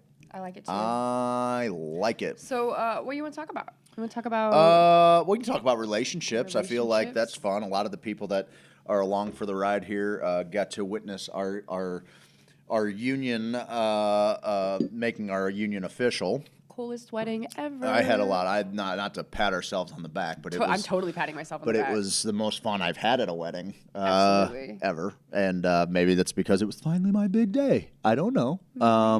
But more than blushing anything, groom. it was because I was surrounded by most of the people I love most. There were a couple of missing people that just couldn't make it. It was right in the peak of COVID, and we had people that are like, "Man, I've been exposed." And honestly, there were 3 people not there that I was like, Well, I had about I never witnessed. I never 20 pictured, people and that I know you weren't did. there. I know you did. Yeah. And I mean, honestly, for me, Heartbreaking, for for me real. too, like heart shattering. for me too, like there were, a bunch of people, but 3 in particular that I was like, man, Michael I Jagger, just never. Dave Brown, Justine and Postorino, Joa, yeah. Joa, Beagley, Katie Beagley. Yeah, those are people, and they just couldn't make it. I mean, Yeah. sick kids, and COVID, and Yep. and that shit broke my heart a little bit. And but I was like, I was very pleasantly surprised that LaShonda and Brandon Taylor came. They kept their distance, they kept their masks on, they did their thing, but I was, it was, with all of the people that couldn't be there for LaShonda to show up and just be able to share a little space with her was really lovely. I agree. I agree. It was any which way for those that were missing. The people that did come together and did make it really made it an incredibly special weekend. My brother, your best friend, Jenna. Steve and Jenny. Totally. I mean, Steve and Jenny saved the day. everybody. Yeah, they did. They brought the crown. They brought the ring. marriage license. Oh, and the license that helps too. That helps too. It was awesome. So anyway, with that, I feel like a lot of our life unfolds online and in our community. Yeah, I'm going to have to fix that today. It's going to drive me banana sandwich. I like to think that, we a lot of, our relationship, not most of the good stuff anyway, is kind of celebrated online. And that's kind of a big thing we have to remind people all the time is like, don't compare your life to other people's highlight reel. I mean, there's certainly plenty of in between space that we're trying to figure out because we are fucking as human as it gets. And so let's talk about relationships, and we can apply it to our relationship. We can take relationship questions. We can. I'm happy to take relationship questions all day long. All day long. If I would have known Cotillion was going to be your wedding too, guys. Dennison, I don't want to hear your shit. We don't want to hear your shit, Dennison. But You're you got a the chance. babysitter. You got a chance to We make love it. you. You got a chance to make it right this year, and I believe we've got a friend or two coming in from Colorado to spend the weekend We've with us, got which wouldn't be the first time. The friend coming in from Colorado. Which wouldn't be the first time that somebody came all the way from Colorado to do it. We've got somebody coming from West Virginia this year to do it. So I'm really excited to get out there with everybody again. I've considered being Johnny Appleseed this year. I won't put that out there too much. Last year, a dude drove from Oklahoma, picked up 5 pounds, made it to RSO, and donated it all. That's awesome. Totally badass. That's awesome. Dennison, I'm pretty sure we told you about it. I just read this again, and please forgive me that I didn't comprehend what you said the first time. You didn't want to come to my wedding? No, he did. If he would have known it was the wedding, he would have definitely been there. He thought it was just good. Okay, I forgive you. Yeah. Or me. I forgive me. He has babysitters now, so we're good then. Well, babysitters is the easy part. Do you have plant sitters? Do you have crop sitters? Because that's how you feed the babies. There's that. Babe, what's you're a relationship coach. You've made some great videos. I'm glad that you started doing that again. Making a video the other day, they always get great feedback. You should have always been the person in our family trying to do this because you're more talented and more pretty than me. It should have been you all along. So, what are some things that you see are what are common things that are like hang-ups that when you kind of solve those, that people can kind of start moving towards, healing some shit and living being in a happy relationship? Well, I think that people have a really hard time seeing and then telling themselves the truth about what's going on. I think that people spend a lot of time making excuses for things that make them uncomfortable. And when, oh, hang on real quick before we get real deep into this, babe. I don't know how to tell you this, but 100 messages.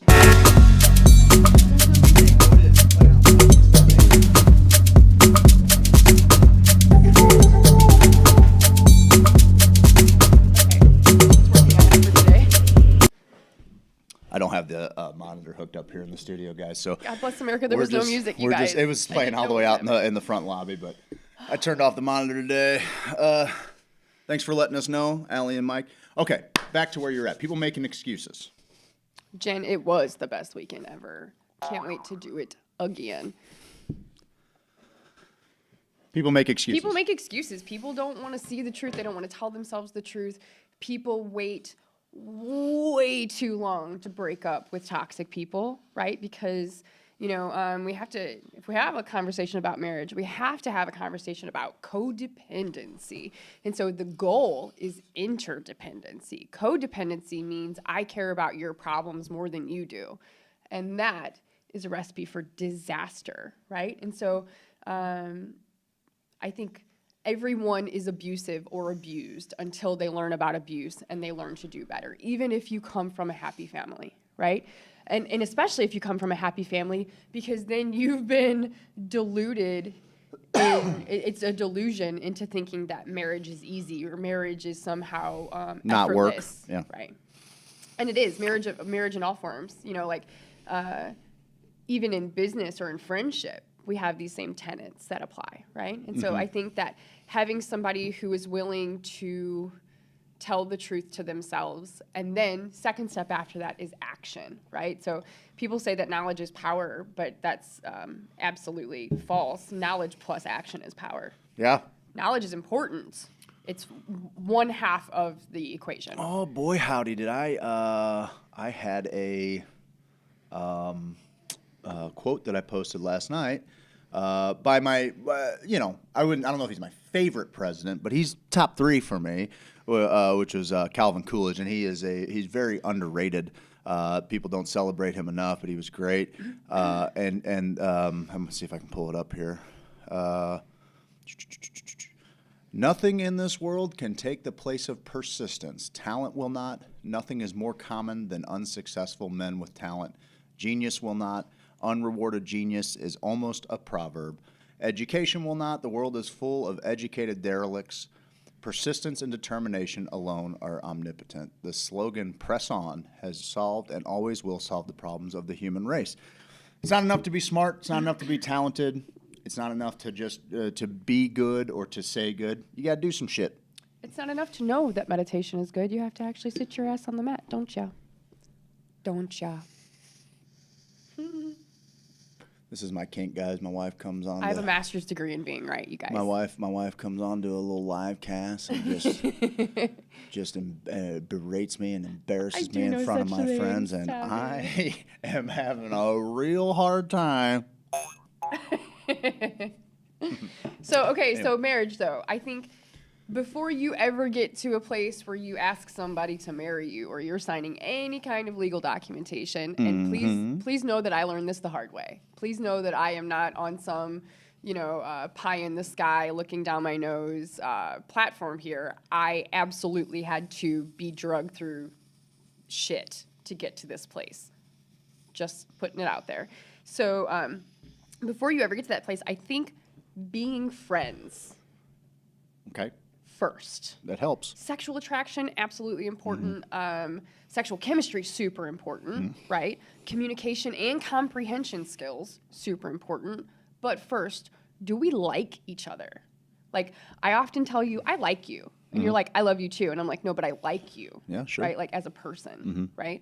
And so in our friend group, it's this funny little thing because we're all just a little bit infatuated with each other, right? And in my heart of hearts, and after I've read so many books, you guys, after going through all of that information, if you're not a little bit in love with your friends, you're not doing it right. But it's the one friend that you are all the way in love with that you should marry, right? Sure. Yeah. Yeah, no doubt. What are we doing here? I'm just rearranging. We got a lot of stuff on our table. Okay. Rearranging it around and didn't really pay much attention to it, and it just kind of blocks out some chords and does some stuff. We got some really neat, nifty little knickknacks and things like that. And this is quickly becoming an altar, yes? It's quickly becoming an altar. It always throws me off when I get like bill reminders in the middle of my job. I'm like, oh. So also, what makes my coaching program a little bit different than other programs is that it's not a popular opinion, once again, I don't fully subscribe to feminism. I think that classical feminism is absolutely necessary and totally vital to thriving society. I think that obviously I'm a well-educated woman and I have a voice, right? I'm able to do all of the things that I want to do because I live in a place that allows me to do that, in a society that allows me to do that, and I'm super grateful for the women, the bra burners that came before me. However, feminism doesn't belong in your bedroom. It belongs in your boardroom, right? Does that make sense? It's a hard thing to say. Yeah, we can find some uses for it in the bedroom, though, too. Sit, you know what I mean? down, please. We got this table here. We can find some use. Okay, sorry. Thank you. I'm sorry. I love you. Feminism But belongs I mean, in the like boardroom, not that, the that bedroom. man-hater kind of, yeah. men are good for nothing and men are dogs and my husband can't fix the plumbing. And so the commercial is funny because I call the plumber to undermine and emasculate my husband. I don't subscribe to that shit. So I think that if you have to really enjoy the kind of person that you're going to be married to, right? Like you have to enjoy that archetype itself, right? Yeah, And so I agree. I think that people get married. Most people get married for the wrong reasons. I think in their hearts they want it to be correct, but I think most people get married for the wrong reasons. Know that you need a teammate. You're forming the most important team of your life, right? You No need a doubt. teammate, for sure. Yeah. Yeah. And I think if you just knock those couple of things out, you're doing better than most people. Tell yourself the truth. Be friends first. Okay. Truly friends, right? Like I truly enjoy spending time with you, and even Yeah. when I'm mad at you, I still want you sitting next to me. Yeah, it's really kind of cute how It's that adorable. all works out because I'm like, well, it's an interesting thing because I feel as though as a couple we've evolved past. I mean, we still have big arguments, but like it took me so long to learn to give you space. Because that's not the environment that I was brought up in. You get the poison out, you take a couple fucking jabs, you say all the worst shit you can possibly say to a person that you love, and then once you got all that poison out, you're like, okay, I love you, fucking new day, new fucking, new sunrise, and I think that's why my capacity to forgive now is a little bit, so there's like good and bad that came with that style, but also like for me, it was always like, hey, if we have a problem, let's just hash this motherfucker out. There ain't no need to hold on to this. Let's just get it done. And that's not how you communicated through sadness or anger. And so it took me 5 years to learn how to just give you space. Yes. And so now it's kind of adorable because if we I don't have want space have a anymore. little disagreement, I'm like, fuck, I better go fucking post up on the couch, and then I'll get like a text from you after like an hour, and you're like, hey, you stupid idiot. Come spoon me, you stupid idiot. I'm mad at you, but I still, We had a fight right before Christmas, and he was like, I don't think I'm going to go to Christmas. He was pretty upset, I was right, by the way, in case anyone was wondering, in case anyone was keeping count. I think also keeping count's a bad idea. But so he was like, I don't think I'm going to go to your mom's. And I was like, well, guess what? If you're mad at me, you can be mad at me at my mom's house. You're not going fucking anywhere, right? That's so fair. evolution on both our parts there. Yeah, totally. Yeah. Totally. But the willingness to evolve. Yeah. The willingness to not only, like, everybody says communication is key. Bullshit. Everybody's communicating constantly. Comprehension is key. Your Well, it's much harder to do. Oh, yes. It's much harder to comprehend while your head's clouded It's not than for it is dummies. to communicate. Certainly, if you're angry, it's real easy to just open up the spigot and let it all come out. But if you're angry and someone's like just trying to get through to you, you've got walls up everywhere, and you're like, yeah, you're gonna talk a little louder. I can't fucking hear you. Or wait until I'm not upset and we can talk again then. Or that. God, she's always so right. Hmm? 8 years of marriage, 14-year relationship. My husband is absolutely the yin to my yang. We are nothing alike, but balance each other fully. I'm a big Your Husband fan. I am Allie. a big Your Husband fan. And he looks pretty good in a fucking miniskirt too. I know, I'm he's not got gonna nice lie. calves. He looks really real nice good in a miniskirt and that little fucking British bob thing going on. You're an absolute fucking weirdo. Wow, that's incredible. Yeah. Okay. Anyway. I also think being able to get past your own ego is critical. It is. It is, and your ego is strongest in the beginning of whatever it is that you feel that you're right in, right? I mean, that's your strong position is a symptom of your ego. It is it goes hand in hand with your ego, and typically, if you're defending a position that fervently without the empathy to hear what someone you know that you love and you care about is trying to say, then you could say that it's pretty much entirely ego-driven. Now, I mean, you could be right. You could be, by principles, by both of your shared principles, you could be the one defending the right side of the argument, but unwilling to communicate that through love is an ego stroke, and I've been as bad about it as anybody. So I think that, okay, so there are a couple of pro tips that I think are very helpful in getting through these things. Knowing your partner's love language, right? There's a book called The 5 Love Languages, and I think every teenager should read this book. It should be required reading. I think that there's another book called The Way of the Superior Man. David Dida? Right. And David Data, yes. Data. And so Data. I think our loss on...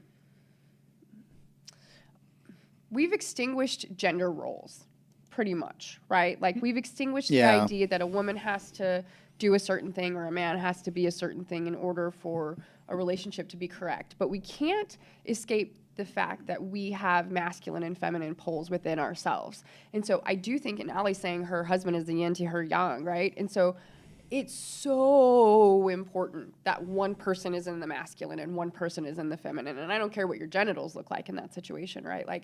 One person has to be in love all the time. Yeah, I prefer him to be in a cage if possible.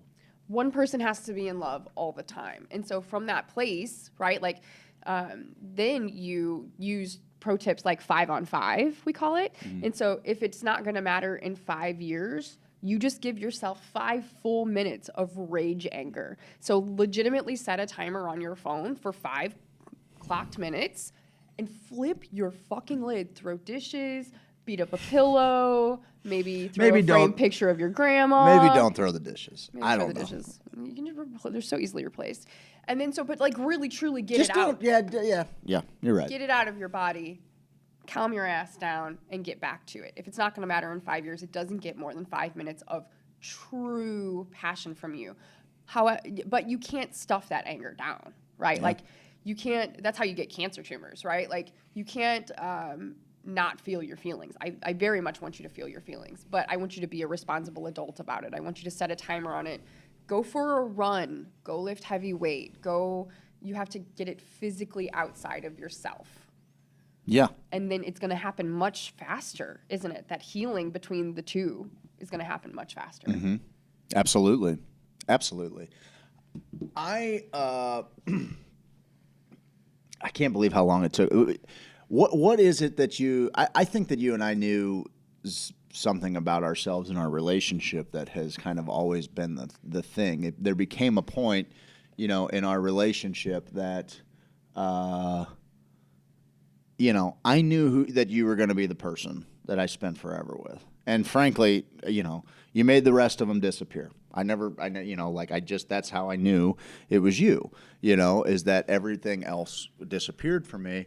And so when we were angry, one of the most frustrating things about that, to build on your 5-on-5 plan, is that I'm well, the sooner we can get, and I also understand that if you don't address it and fix the situation, then it keeps recurring and it makes that forever picture look pretty bleak. Mm-hmm. So I get that, but there's always kind of something that keeps you fighting for it. At least me, and it wasn't. I mean, we spent a great deal of time together a few years ago, and it was a couple of years into this thing rolling along, and that feels weird, right? Because we have kind of a family situation, with Hoosier Sophisticate, mm-hmm. And we are very interconnected with a lot of people. And one of the things that we've taken on as a community is to kind of all hold space for one another. And I know that it wasn't just difficult for us. It was difficult for many of our closest friends. Absolutely. Because this thing has become a legitimate family. I was talking to Dennison yesterday, about it, about the family. And he goes, "Hey, just be a little easy on the family talk, Jim Jones." Okay? And I was like, "You make sure to finish your drink, or the poison's not going than all of us. to." I said, "You make sure to finish your drink, or the poison's not going to work, pal." That's my line. I know. That's funny. I knew it. Well, I remember the neighbors. I remember my dad and the neighbors across the street when we lived over on Bamberger in the city. There was this gal, and if you watch like the Get to Know Your Hoosier, like there's this one house on the block that was like covered Yes, in how ivy. could I forget? How could I forget? And like she always had like different plastic plants and Yes. like shit in her lawn, Yeah. and she was the one place you couldn't lose A ball. Well, Yeah. that fucking ball's done. It's great. Okay. It's done. And so I remember like my folks and the neighbors across the street and the neighbors next to them, they were all kind of talking about Gina, who lived over here, because she was crazy. You've told me about her many She's times. so crazy. And like, dude, one of the things that my mom like did to make me be a good salesman Was go sell was candy bars to Gina. Go knock on that fucking door, and nobody else was doing. She's like, "Go sell her some fucking candy bars." Your mom could sell popsicles. She to sure Eskimos, could. for sure. Me and Dale Prosser. very Me persuasive. and Dale Prosser at Resurrection, we were always the top two candy sales I people. believe My that. is because, I mean, she made me go, and just the kind of the same deal I make with our kids. I'm not putting a post online unless my kid's going out and actually trying. Show me. In which case, then I'll put it out there. You show me that you're willing to do the work, I'll help you do the work. Totally. And that goes for pretty much anybody. You want my help with something, I'm there for it. We but exercise that within our friendships as well. 100%. right? And then at If the we see you trying, second you we're gonna stop do everything we working, can to help. the second you stop working for yourself, I'm not going to fucking keep pushing this rock, Because we're not codependent. because we're not codependent. Thank you. And I can't care about what you care about more than you do. Yes. And so, anyway, I remember the neighbors joking about, Gina was on like Husband 3. Okay. And they're like, you know what happened? Her first husband died. He ate poisonous mushrooms. Oh no. And then her second husband died, and he ate poisonous mushrooms. Oh no. And do you know why her third husband died? Because he didn't eat the poisonous mushrooms. So that was the joke. And that was what they were like, all of us kids were like, oh God, she's a murderer. We thought about her just like the kids in Sandlot thought about James Earl Jones with the big old fucking Hercules dog. Sure. Anyway. I still have nightmares about that dog. So I don't remember exactly why we were going there. It was something to do with the Dennison saying it's easy calling it a family. But, in all of that time that we were split, we broke up for 5 months, like it's the longest 5 months of my 3 life. years ago or something. Longest 5 months of my life. It was brutal. And I had great people support me and get around me but I know that all of our friends were kind of walking a weird line, and that's always strange, right? Like I wasn't the product of divorce or anything like that, so I never had to walk that line or choose to have to be at mom's house for a while or dad's house. Like that was never something I had to contend with. Home was home, and mom and dad were there. Yeah. I had a pretty good little family unit. Yes. And actually, my extended family unit, I'm coming to find out, like, I think in the city, and especially for like second generation immigrant families and things like that, I think it's a lot more common. Where it's not just your immediate family that you're close with, but also kind of your extended family, aunts Yes. and uncles and things like that, where you're hanging out on a regular All the time. on a regular basis, Yeah. and also like in such a tight knit way. And I think I attribute a lot of this to being at least on my mom's side, being the descendant of a Portuguese immigrant. And I mean, there was 15 of them that lived in like a one room place, and as they came over here, and you just stay tight knit. And I think a lot of people, that's why a lot of people end up joining the military or whatever, like to just get out and go see what's outside of that block or whatever, but I feel like that gets passed on. We see it, we see it with our friends from the Spanish Society, how close all of them are. I mean, what makes that thing up, those are aunts and uncles and cousins. And and so it's always pretty interesting to me to see how that works. But I didn't grow up the product of a split family. We had there was always like maybe a little bit of drama going on with the extended family, but not not like crazy, not like anything where we weren't going to be around each other or whatever. That some of that came later, and I think that happens as generations die off, like the things that are holding the people's common reason to come together. You know, it just fractals out. It fractals out, and we lose connection with whatever that branch is that's holding that part of the family tree together. Yeah, the grandma. I mean, dude. I mean, every Sunday of my childhood was spent over on Leona across from Carondelet Park, and we all got there at about noon. And somebody was making up just a ridiculous amount of food. Yeah. And the reason we all got there about noon is because we all came as soon as church was over at our respective parishes. Yes. You know, Grandma and Grandpa would be leaving IHM to come home, and a few other aunts and uncles that went to IHM. There was a few of us at Resurrection. There's a few of us out in the. I mean, just all these different. So you said this has to do with us having broken up in the family. Yeah. So, and then I'm not exactly sure what we're just flowing. But yeah, putting people in the position where I never had to choose where my allegiances lie, and people don't have to do that ever. You know, but it's something that's difficult to navigate, you know, because ultimately we make a decision, right? That this is the person that I'm moving forward with in my life, and you move together as a unit, and you build things together as a unit. Yeah. You know, and you hope that you hope that your end goal remains the same. Yeah. Right? Now, how you achieve that end goal is always kind of up for debate, but you both do need to be moving in the same direction towards whatever plan you decide. And if after you decide that it's this plan, then you can pivot and go to another plan, whatever, to achieve that. But along the way, you collect things and people and relationships and things like that. Sure. And you know, you hope to be able to maintain them and do right by them, no matter if the end goal changes. Yeah. Does that make sense? It does. Yeah. I don't know why I went off on that tangent. I don't either. I'm not sure. It was Gina that got me all fucking. She scared me. She scared you. She we were talking about relationships, and we were talking about. I'm not sure. I'm truly not sure why you were going that way. I'm not either. Okay. I'm not either. Okay. It was all about drinking all the poison. That was going back to Denison, but before that, we were talking. I don't know. We were talking codependency. We were talking about codependency. We were talking about the 5-on-5 rule. If it doesn't matter in 5 years, don't give it more than 5 minutes. So knowing that, you know, you were my forever person, it was like one of the things that I was dealing with as we were going through this was like, I think we found some reconciliation in it. I think that we both had our faults in it, but all the most frustrating part is that you were still. To me, it wasn't going to matter in 5 years unless I didn't rectify it. Like, because that's the thing. Because you never stopped being the plan for me. You know what I mean? You never stopped being the plan for me, and so I was frustrated by our essence. Will, my childhood was the fucking. Dude, his childhood makes it so difficult to be in a real relationship with him because he grew up in fucking Mayberry, man. Like Mayberry. If you want to check out what Mayberry's like, you can go down to Grand and Gravois, and you go east just a couple of blocks. And then you go down Merrimack to Bamberger. You go back 30 years. You just go down Merrimack to Bamberger, and you just walk around, maybe just like with loose cash hanging out of your pockets or whatever. Like, it's Mayberry, so you're safe.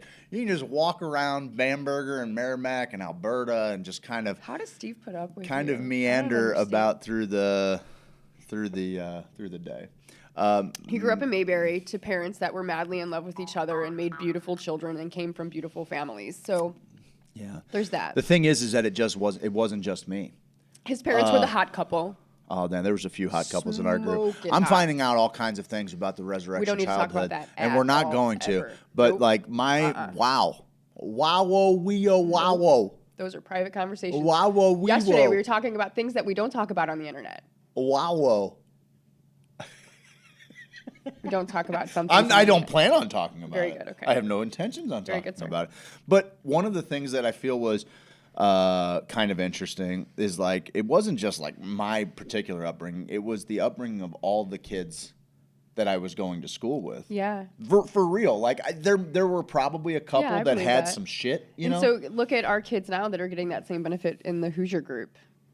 Yeah, but it's not the every difference single is day. it's not in proximity. Yeah. Right. So like what you had was you had this little pocket, and I knew growing up 2 people that had divorced parents. Yeah. 2 people. I knew 2 people that had married parents. Right. I knew 2 people that had divorced parents, and so it would bum me clean the fuck out when they had to go to their other parents for the weekend or something. Because our routine was every day. Yeah. You know, all of us played together every single day. Yeah. And no matter whose house that we ended up at, those parents were our parents, right? Yes. Like everybody was all the parents were under the understanding that if my kid isn't acting right in your house, Snatch him up. you snatch that motherfucker up and make it right. I think we have that in our friend group now too. I think though. we have it. I think we have it in our Absolutely. friend group. I do. Yeah. It's just but it didn't require us to be as hands-on. Because please know, if you bring your kids to my house, your kids are And my if kids. my kids are at your house, we expect at least our level of discipline. At least. And, we have very simple rules, though, right? Yeah. Simple.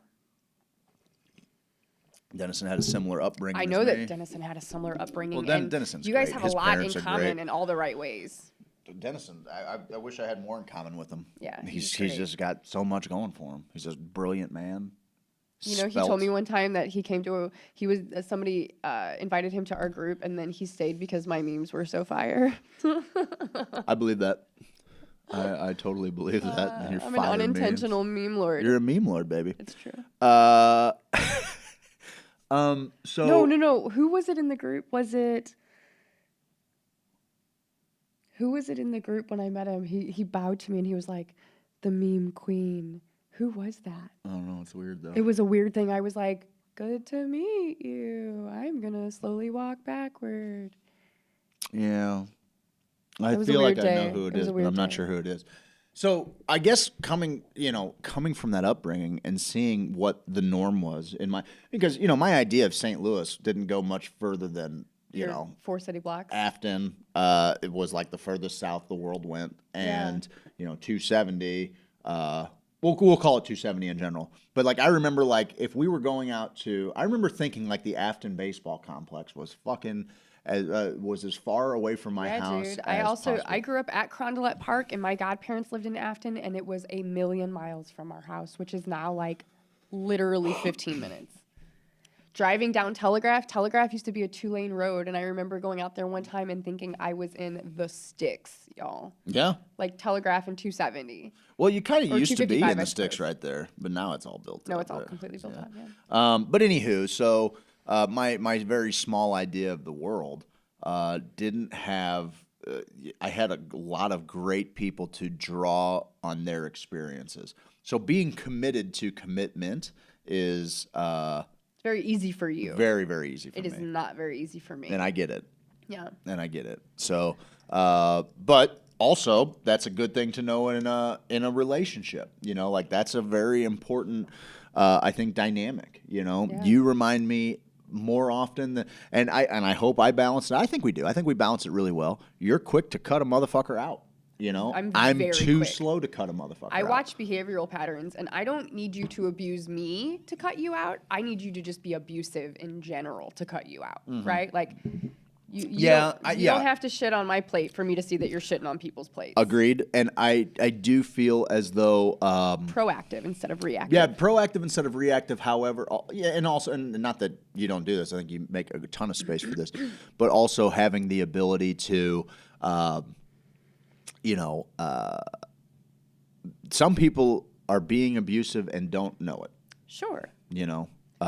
Especially in the. I'm a transformational coach. I believe in the human potential to Yeah, change totally, and no move. doubt, Absolutely. no doubt, and it's when you're showing a repetitive. Behavioral pattern. that you're now aware of, but you're refusing to change. Yeah. That Yeah. that something has to be done, and at some point I have to ask a zebra not to change its spots. Totally. Yeah, and so malice is a very specific vibration, and I think even the least empathic person can see when someone's being malicious, Mhm. right?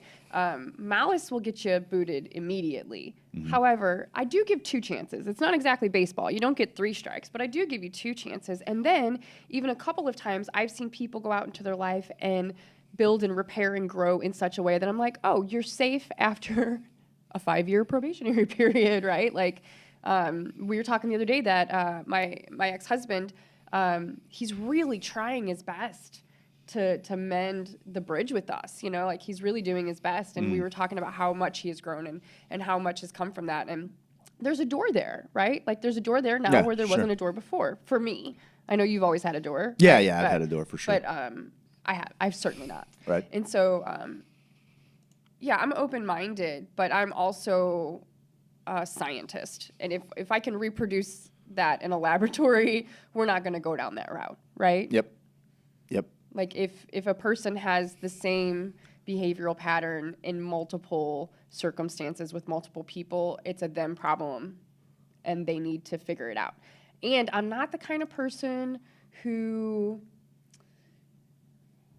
well, we look at it like addiction, right? Like we don't want to enable that behavior and pat them on the head and be like, oh, it's okay. Your feelings are valid. You have the right to carry yourself this way. No, sometimes being a good friend means I cut you out. And when you ask me why, I tell you exactly why, right? Like I'm a better friend for telling you the truth than I am for lying to your face and making you think that your socially unacceptable behavior is acceptable somehow. We do have a hierarchy. We do have social standards, and we need to. We're primates, y'all. Like we're monkeys. I agree, and also it takes people that are aware of what is, the right thing to do, like how to treat people and are aware of these patterns of abuse. It takes those people to also help illuminate that for people that are maybe ignorant to it, that for people that grew up in an environment where that was the norm, and so it's seemingly accepted. Like it's acceptable behavior because I've found a way to get through having relationships like that all this time, and they're just not aware of the abuse that they're even being, they're suffering at the hands of someone else because it's just been the normal for them. Right. So it does take people who are aware that, hey, that shit isn't normal. Right. And so I have kind of rules for this as well. Like in your 20s, if you're kind of still in that space, I understand. And I know that like there's not a timestamp on the bottom of your foot for evolution or for growth. I get that.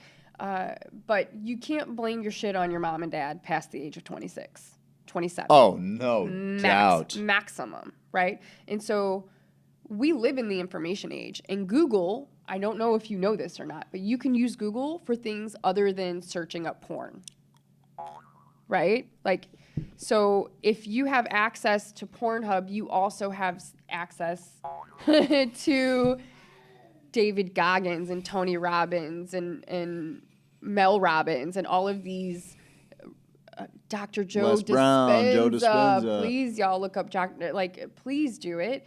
And so 25 years ago, I would say yes, fully to that.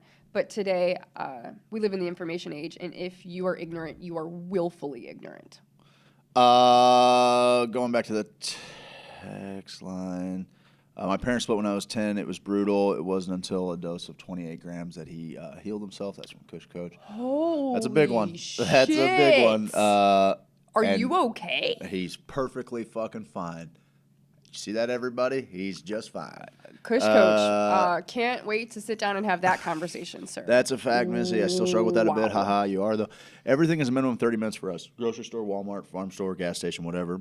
Going from that to living in the city was fucking crazy for me. I believe that. Will O'Donnell, my wife doesn't understand why I want to argue for sport. I'm Irish. We fight for fun. I've got an idea. Boo. Will, how about this? Craig also fights for fun. I've got a business idea. Craig this is a great business idea. Put a copyright on, do whatever. We're gonna set up a hotline for you and I. It's and when sport, people y'all. want to fight with their spouse can just hand them the phone. They got us on speed dial, 99 cents a minute.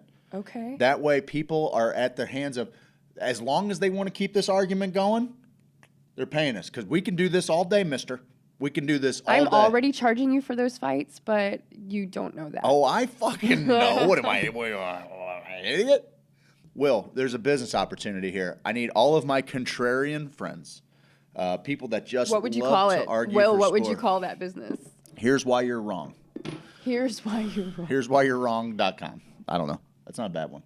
If we can just log in. We can You're even do it not through wrong, text. but let me tell you how you're not right. Yeah, you're not entirely wrong. But I'm going to tell you all Put the that ways. in quotes. That's a Craig Kohler quote but I'm gonna directly tell you- for you from my kitchen, y'all. What is? You're not wrong, but let me tell you how you're not right. Dial an argument. Not a bad deal. It's like 10-10-220. Dial 10-10-220. We're gonna. It is a fall. Let's do it. Come on in. We'll shoot it right now. Super funny. Will, you We'll were shoot a this very right now. pleasant surprise. Like We're going on date night. We're gonna go. We are gonna go on a What's date the date night. of that? February 24th. Is February it- 24th. I was believe. it 24 or 28? Will let us know. I think it's 24. Funny Bone. Funny Bone. Hosted by. Will, just post your stuff, please. Hosted by Max Price, I believe. It Will is. O'Donnell's going to be there. Will, pimp your show because I'm taking my wife on a date night, and if you make her laugh hard enough, I'm probably going to get in it.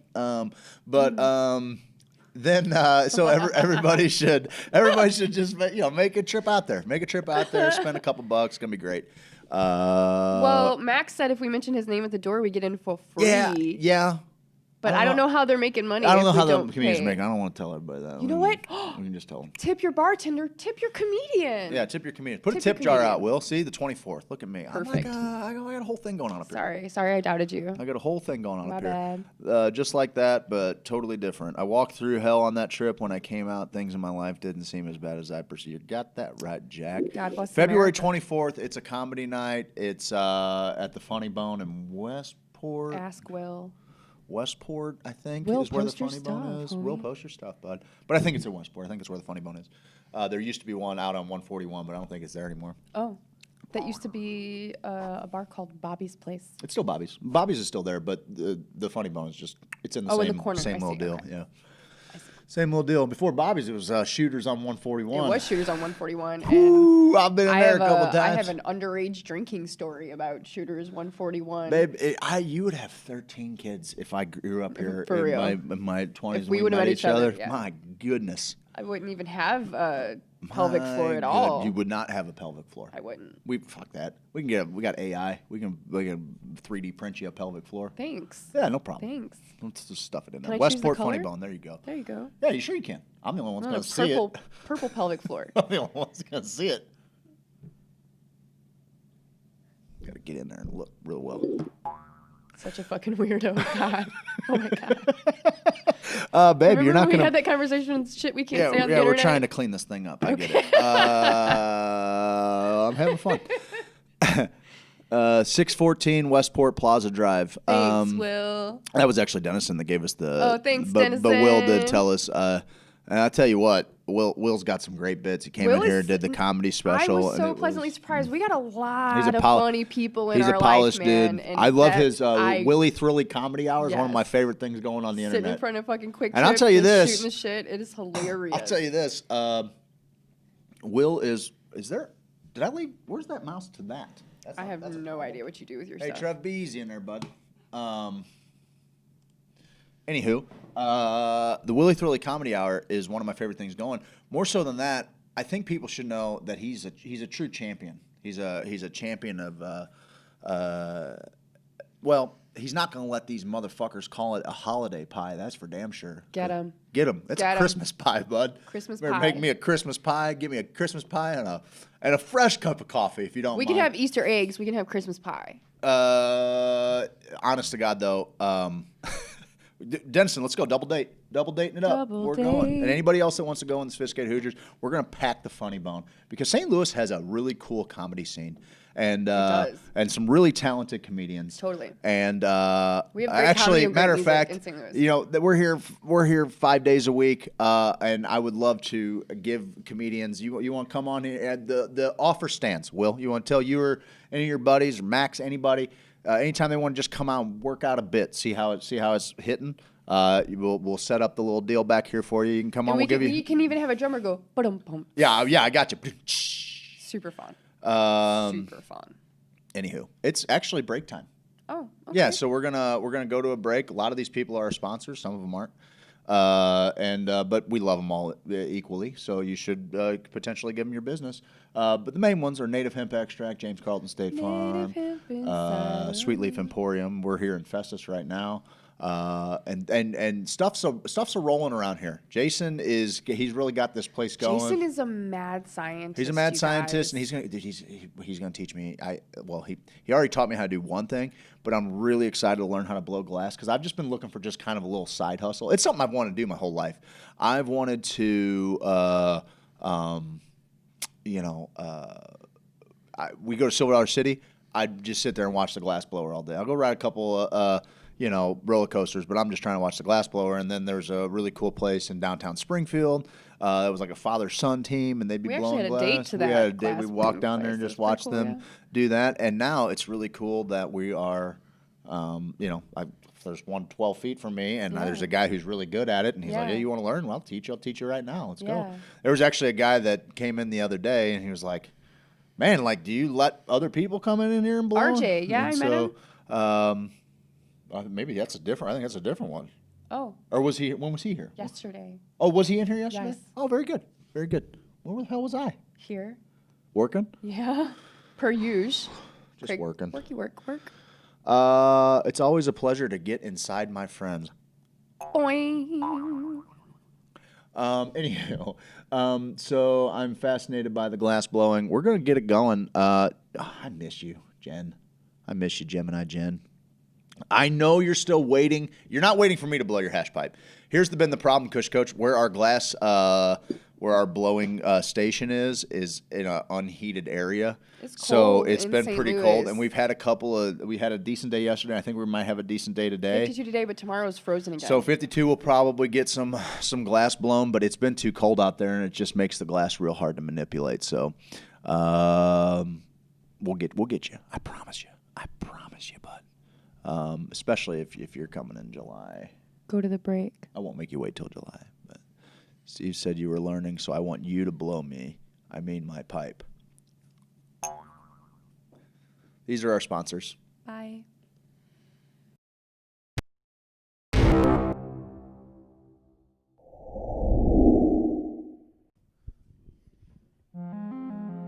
James Carlton Insurance 314-961-4800.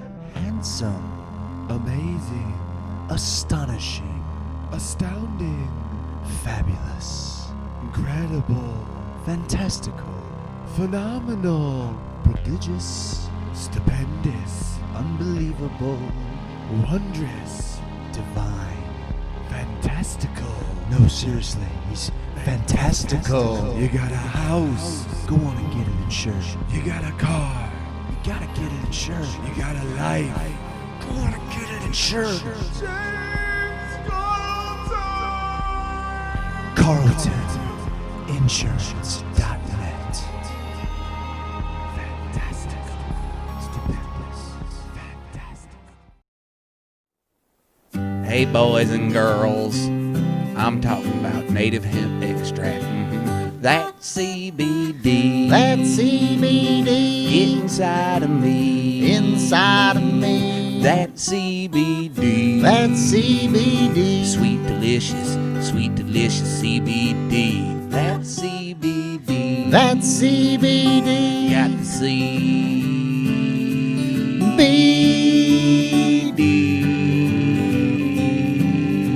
CBD native hemp. That CBD. That CBD. You can get it from me. I can. That CBD. That CBD. Inside of me. Inside of me. That CBD. That CBD. Inside of me. Inside of me. Inside of me. Inside of me. Inside of me. Inside of me. No. Inside of me. Inside of me.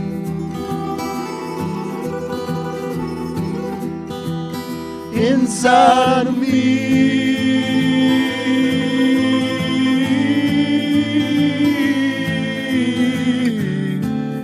Native hemp extract. 1,800 milligrams of total cannabinoid goodness from Pike County, Illinois. Get yours at HoosierSophisticate.com.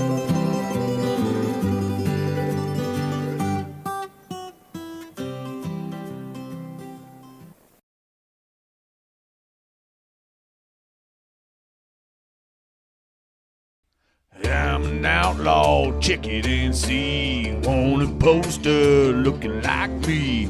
Checking the swamp man for a pretty girl. Being an outlaw in an outlaw world. Hey, I'm an outlaw, check it and see. Wanted poster looking like me. Walking my hound dog, surfing that swamp. Catching crow that do the sweetly stomp. Everybody do the sweetly stomp. It's a stomp. It's a wiggle, turn around, a little tickle. It's a stomp, move your feet, head on down to Sweet Leaf. Head on down to Sweet Leaf. Head on down to Sweet Leaf. Dude, man, get on down to Sweet Leaf Emporium and do that Sweet Leaf stomp, man.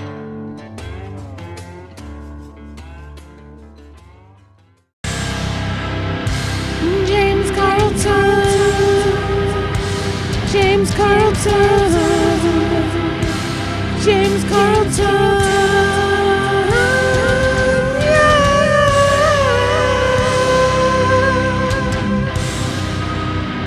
You gotta get your insurance. Gotta get that State Farm insurance.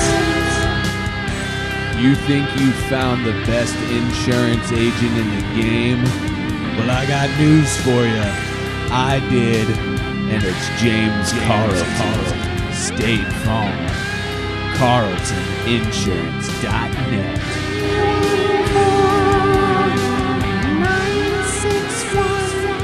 961-48.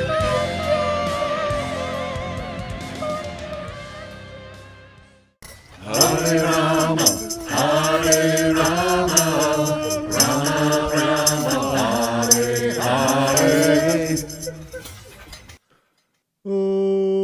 Welcome back, Hoosier Sophisticate, Hour 3. I'm joined by my lovely wife, Missy Bliss Kohler. Hello. And we're talking about relationships, talking about all kinds of stuff. I just saw a tweet come across from Katrin Preller. Okay. And Katrin Preller is she is a psychedelic researcher from Switzerland, and she's absolutely brilliant. And actually, she's the one. Maybe you've heard Steve and I, Steve talk about me asking a question that got a standing ovation. Yeah. Katrin is the one who was Answering the question? Answering the question. Yeah. So she's a fellow at the University of Zurich, I think, maybe. Also Yale, and her field of study are altered states of consciousness, neuroimaging, pharmacology, neuroscience, and social interaction. Fancy. Yeah, she's brilliant, very, very smart. And so she posted something that there was a new scientific article posted that was basically said it's about the potential healing potential of psychedelics. And so the abstract reads, and we'll just cover it real quick and we can get right back into relationships. Classical psychedelics, primarily psilocybin and lysergic acid diethylamide, LSD, have been used and extensively studied in Western medicine as part of substance-assisted psychotherapy in the 50s and the 60s. Modern clinical research is currently gaining momentum and provides new evidence for the safety and efficacy of classical psychedelics. Again, primarily psilocybin, but also LSD and ayahuasca, in the treatment of different psychiatric conditions, including substance use and mood disorders. They outline a common pathological mechanisms of substance use disorders and unipolar depression. Next, the current literature on the effects of psychedelics is summarized in order to generate hypotheses regarding potential therapeutic mechanisms of action in treating those psychiatric conditions. So in other words, they're not necessarily proving anything by modern scientific standards, but what they are is they're using a lot of these to then build hypotheses to then set up further experiments that make it a little bit easier. So it's just learning how to ask the right questions. Learning how to ask the right questions. Finally, review and discuss clinical, and also learning how to measure improvement, because that's also a thing that is what's the hardest thing is how do you quantify what what that does for your psyche. The entire field of psychology has been doing that. Been trying to do it for a long time, and all of them are just guesses at it, right? Big so guesses. Finally, we review and discuss clinical trials published since 2011 investigating the effects of psychedelics in substance use disorder and depression. The results are promising. Most of them don't meet the methodological requirements to allow firm conclusions on the clinical efficacy of psychedelics. Larger, blinded, randomized, controlled trials with clearly defined patient groups and well-defined primary endpoints are needed. Additionally, the therapeutic mechanisms of classic psychedelics are currently unknown. What this whole review does is it prevents hypotheses derived from preclinical and human studies that need to be tested in future trials so they can understand it better. So just basically repeating that a little bit. One of the things that's really interesting there, and it was something that I asked, it was a question that I actually got while I was in Michigan, because at that same conference that Katrin Preller spoke at, Rick Doblin was like the keynote. Yes. And that was when we first got to meet Rick Doblin. Steve stood down there. And it was the cutest thing, y'all. Oh, like man, getting, I was getting food. Phone call from him that he got to meet Rick Doblin. Like it was like a little kid straight. It was adorable. I was getting food. Could you imagine like meeting Michael Jackson and getting the first person? Steve came in and saw me, and at this point I'd been in line for about a half hour, and I'm real close to the table, and I'm starving. That's all I'm gonna be able to eat today, because I'm not gonna leave the place to go get food. I want to see all of these talks, you know. Sure. And so I'm like, he goes, dude, Rick's in there talking to people, and I'm like, and he's not gonna eat, and so he's like, he's looking at the line, he's like, I'm gonna go back in there. I'm like, fuck yeah, go get me a spot. And I piled my plate full of food, and I went and sat in the corner, and there were so many people, and honestly, I actually did get an opportunity to kind of pre-meet this guy, where we kind of like bumped into each other. We were talking about, I told him where we came from, and that was kind of the end of our conversation. I didn't know that later on he was going to be one of the presenters, and we were going to be drinking tequila together. 10 hours after that. It was pretty great. So anyway, but one of the questions that I got that I didn't get an opportunity, I was actually going to ask Chris Timmerman, who is a fellow at Imperial College in London, and he does a lot of work with Dr. Robin Carhart Harris, and his field of study is pretty much DMT, where Robin Carhart Harris is primarily working with psilocybin and MDMA, and they made the documentary Magic Medicine, and he's quoted often. I think Michael Pollan maybe talks to him. He's talked to Joe Rogan. He's pretty popular in psychedelic circles. But Chris Timmerman was the presenter there, and he's doing DMT studies, and specifically ayahuasca studies. And my question always remained, like, what does the control look like in an ayahuasca study? You know, how do you control something that is brewed from an amalgamation of with just a mix of plants? Well, then every different shaman has there's own 100,000 ways to brew ayahuasca. Recipe. 100,000 ways to brew yaha. Yeah. You know, 100,000 words for ayahuasca. You know what I mean? So 100,000 words. You know, there are so many different things that go in there. So I was hanging around the movie theater with Steve when Shane Moss walks by, who had done 2 interviews on our radio show. Sure. And I saw Shane because Shane's very tall. Extremely tall, and he dresses like it's like it's 97. He's headed to Alice in Chains concert or something, and I love that about him because I'm that person, right? It's true. I'm that person.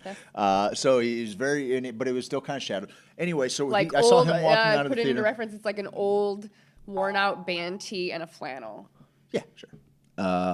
Pretty much. And so Steve goes and stalks him into the bathroom, which is hilarious in and of itself. And the whole story that came out of that is funny. Well, I was waiting in line to talk to Chris Timmerman, who also had been at this movie, because they did like the whole thing, and then the movie premiere was afterwards, where we all went and we watched this documentary, Magic Medicine, and then after that, Dr. Allen, I always forget this guy's fucking name. I'll come back to it. Dr. Allen from Johns Hopkins and also The Ohio State University he went up there and tried his best to answer questions because many of his studies here stateside at Johns Hopkins mirror what Robin Carhart Harris is doing. So he was able to at Imperial College. So he was able to kind of answer on behalf of, but also explain some of the differences between the research we're doing here stateside and the research they're doing across the pond. So I'm waiting to talk to Chris Timmerman. I'm going to ask him this question. What does the question's been eating me up since the conference earlier. What does the freaking control look like on an ayahuasca science experiment? How do you how do you account for the variables and just the variables of how psychedelics work differently for different people?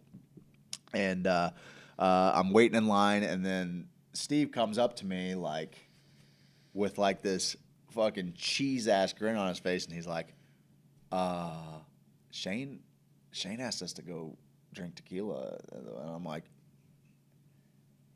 well, everybody knows. I was like, oh, they're gonna put me on my home field and move the fences in. Like in your natural habitat. You're gonna put me on the home field and move the fences in and just groove one down the pipe. I'm gonna hit that ball to the fucking moon.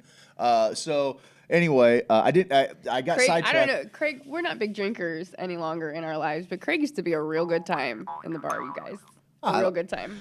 I'm a fun drunk. You really are. I've said it on the show. I fucking love drinking. I love drunk Craig, and I actually. don't do it to where it's really a problem. I very seldomly rarely have a beer at home. Yeah. But man, I appreciate a good. I'm talking cocktail. about our younger years when know. you were wild and free, sir. I appreciate a good cocktail though, and I still get a little loose every now and then. Have you ever seen somebody put $150 into a jukebox before? Yeah, fucking play song. I have. Play a fucking song.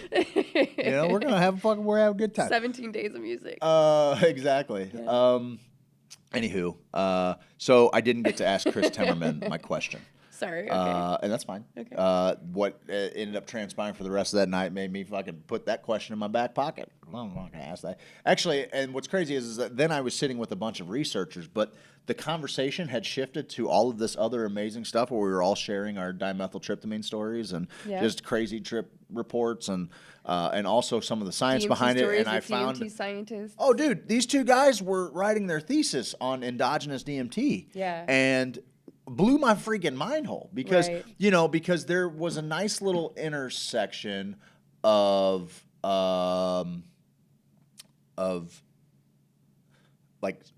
Western science and Eastern mysticism that is kind of that focuses on the pineal gland. And so we have this idea that DMT is produced in the pineal gland, which could be possible. That's not. Hasn't that recently been That disproven? can't been. These are the guys. So as I'm asking him about that, I'm like, okay. I was listening to your talk, and I was like, now, did I understand that if when removing the pineal gland, that DMT went up in those subjects? Because what they would do is they would take it out of rats, And he goes, no, actually, it's the opposite. And not only is it the opposite, he's like, it's significant. He said, so in the test subjects, the test rats that we removed the pineal gland from, they had significantly more DMT in their bloodstream than the ones that did have the pineal gland. He's like, so we can't say that it's not produced there, but we can assert that the body doesn't depend on it in order to create it. And they think that a lot of it is made in the gut. Makes sense to me. Everything Makes else perfect is sense to there, me. yeah. And then I think what it does then is that your pineal gland actually just acts like a governor or a regulator, right? Yeah. So to allow the flow of DMT. Sure. So that's probably has something to do with, why when you open that thing, it's super cool. Yeah. It's super cool. So these are the conversations that are happening. Yeah. And I'm sitting next to a guy that I love his documentary. He's been on our show a couple of times. I'm a legit fan. I listen to his podcast hundreds of hours. So this is weird. This is the first time I've ever That's got to be weird. Could you imagine sitting down having a conversation with Joe Rogan? Well, here's the thing. That's what's crazy. You feel like you know right? the person? This is a different kind of celebrity. Because anybody else, any sports athlete that I admired, any actor or musician that I admired, you have an appreciation for their art or their skill, right? And there's certainly a ton of art and skill in podcasting, but the difference is in podcasting, you're just kind of getting people's thoughts, like intimate thoughts, and they're having a conversation, a one-way conversation with you, or maybe a conversation with someone else, but you're getting to hear how they think. Sure. And when you've consumed hundreds of hours of a person's thoughts, hundreds of hours of just their voice alone. of their voice alone, but like of their thoughts too, you probably feel like you know them a lot better than they know you, and that's a weird thing. That's a weird thing, especially if you find yourself inebriated and questioning reality.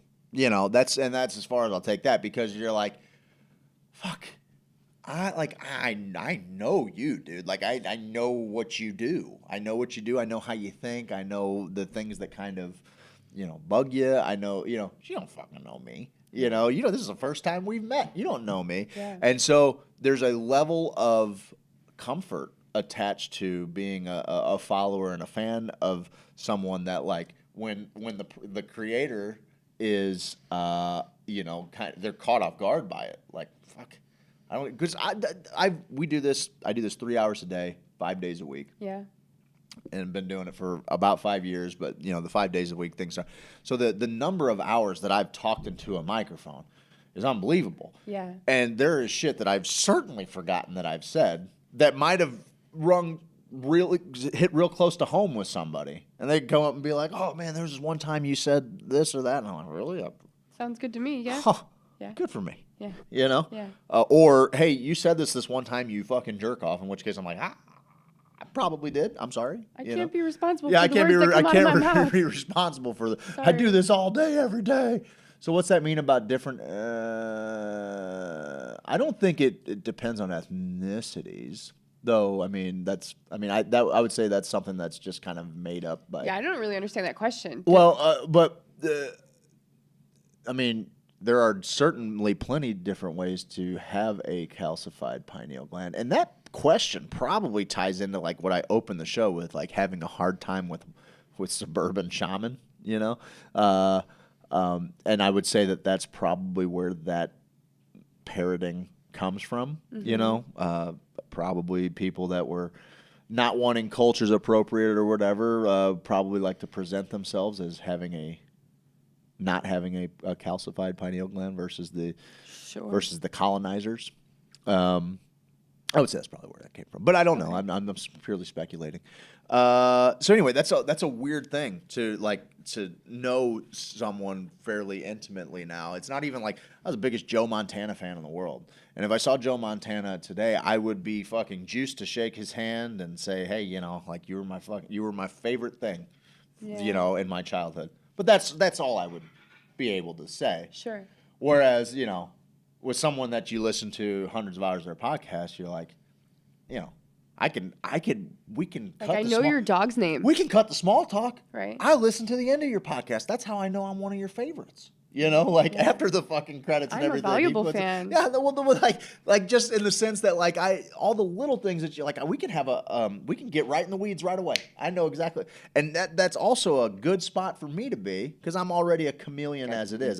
So I can cut down on all this like tearing down the walls and reading. I'm like, once I know kind of what makes you tick, like. Cool, man. Let's have that conversation because that's what I'm into anyway. I want to talk to people about what they love, and that's why I'm getting the Missouri Psychedelic Podcast going back up again. I've recently got on board with the movement to decriminalize psychedelics here in the state of Missouri, and through that, I'm starting to find a bunch of people with some cool stories, and that's the whole reason I started it. And it just got all got to be a little much, but. I love this conversation. I love talking to people about the magic that they've experienced. I think that you and I know you do, and I think that you and I should probably have a couple of psychedelic conversations because we've had some.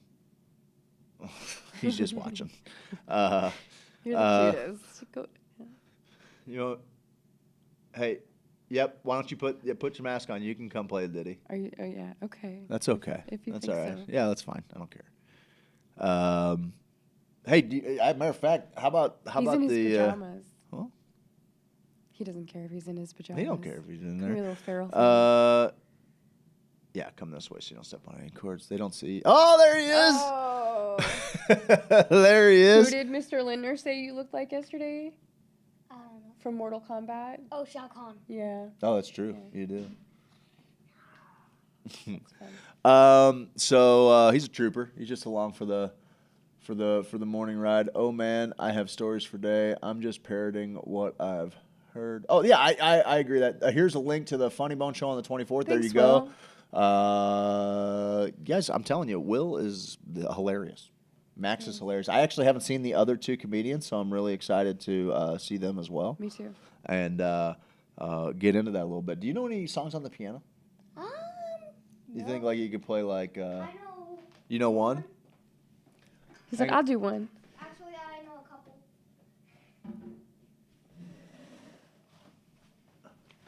It's hard. Okay, let me get you. Down, so face.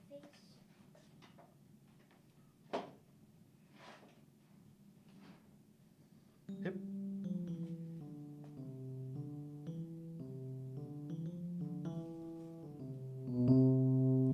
Try that one more time. I don't think they got to really hear it at home.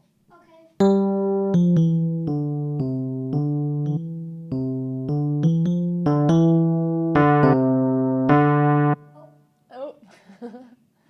Oh man, this is like me playing Carol of the Bells.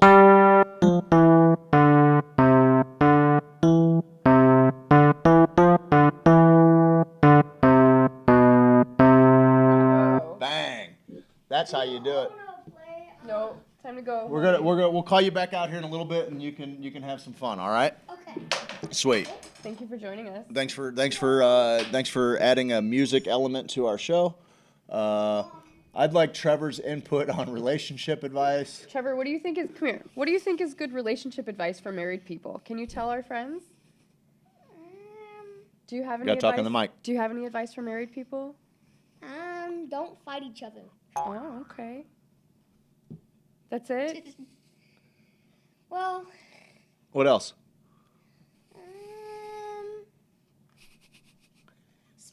try to spend as much time as you can with each other. Yeah. That's very sweet. Okay, you're free to go. Thank you. Wait, do that. Okay. You're not on camera. Can you hold this, please? Yes.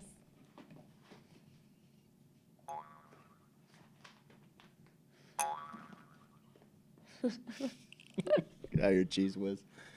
Water the plant. Put it in the window for a bit, please. Yeah, it looks pretty bad. There's no sunlight getting through to this plant. It's gonna have That to plant's be fucking real? Yes. Jesus Christ, Cynthia. No, I saw it when I walked in this morning. I was like, oh. Oh my God. I'll fix it. I'm I'll gonna fix it. take it to my house and people get it back to health, and then I'll bring it back again. I thought that thing was just a. Oh, gee, I should have known didn't better. notice that it was wilting? She's a forest witch. I didn't. I honestly she didn't notice it was wilting. Yeah. I did think it was a little weird looking the other day, and I'm like, huh, because it was kind of like waxy, glossy. I was like, huh. All right, I gotta, I just Crazy. And fucking those. You thought Cynthia brought you a fake plant? Why? She's the last person in the world that would do that. Yeah, I know, but she's also given us like awesome, cool knickknacks. Cynthia loves plants so much. She sends us video of her plants, you guys. I know. It's so cute. I know that, but here's my. Just hear me out. Like 3 of these things up on the table were brought to us by her. She's always just bringing stuff. Gift and giving so, is her love language. And she also knows that Steve and I are absolute morons when it comes to simple stuff. I think she would disagree with that, but okay. And so I would have thought that she's like, I got to foolproof it for these fucking idiots. All you got to do is put water in it. Oh, I get it. I understand. I get it. Well, Brill, take it home. I'll take it home. That's funny. I'm gonna put it in the bedroom. Bing. Do you have any other relationship questions? Do I have any relationship questions? How could I be better? Oh, that's not a question. Not a question for the internet? I'm going to okey doke right the fuck out of that. Thank you. All right. No. Are you sure? I don't mind. I'm so sure. You can drag it. Absolutely not. Step on it.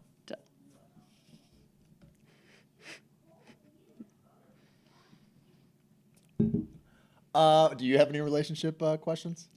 Nope. Are you sure? I got answers. You've embarrassed me to the point of blushing on camera.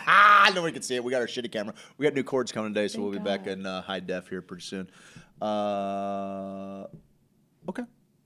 Yeah, okay, we could talk about dating our species. Yeah, let's do it. Right? Birds of a feather typically do flock together. And I know people are like, that person's my opposite, the yin to my yang. There is valid proof that that is sustainable in relationships. Yeah, we saw a couple of them today. But yeah, like if you're a South City Hoosier, it's probably a good idea to marry a South City Hoosier, right? Like, you know what I'm saying? Yes. I'm not a classist by any stretch of the imagination, but I think that getting what is as familiar to you as possible in the healthiest and most responsible way possible, right? Yeah, for sure. Makes sense to me. I agree. Yeah. I agree, and also it makes it a little easier. Also, if you're non-monogamous, please don't date monogamous people. That's a cardinal rule. Yeah. Because non-monogamy is a way, right? Like it's great. Absolutely. Consenting adults all day long. I'll say this for anybody that's ever wondered, it's the hardest and most adult thing you'll ever have to do as far as, let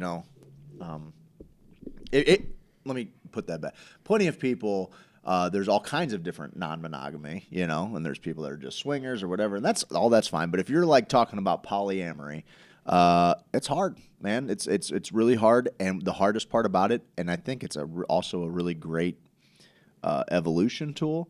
And it's not for everybody, but for those that have thought about it, like it's not an evolutionary tool because it's the true nature of humanity. I understand that, but what I'm saying, the reason why I'm saying an evolutionary tool is because the amount of patience it requires to be successful at it, and also the amount of, to some people, hard truth comes. I shouldn't say hard truth comes easy, but truth comes easy. Yeah. And hard truths are easier for them to tell. Yeah. But the reality is, you are 100% one of those people. But the reality is, I don't think that is the majority of people. I think most people would rather even tell little white lies and not hurt people's feelings. And there was a book written.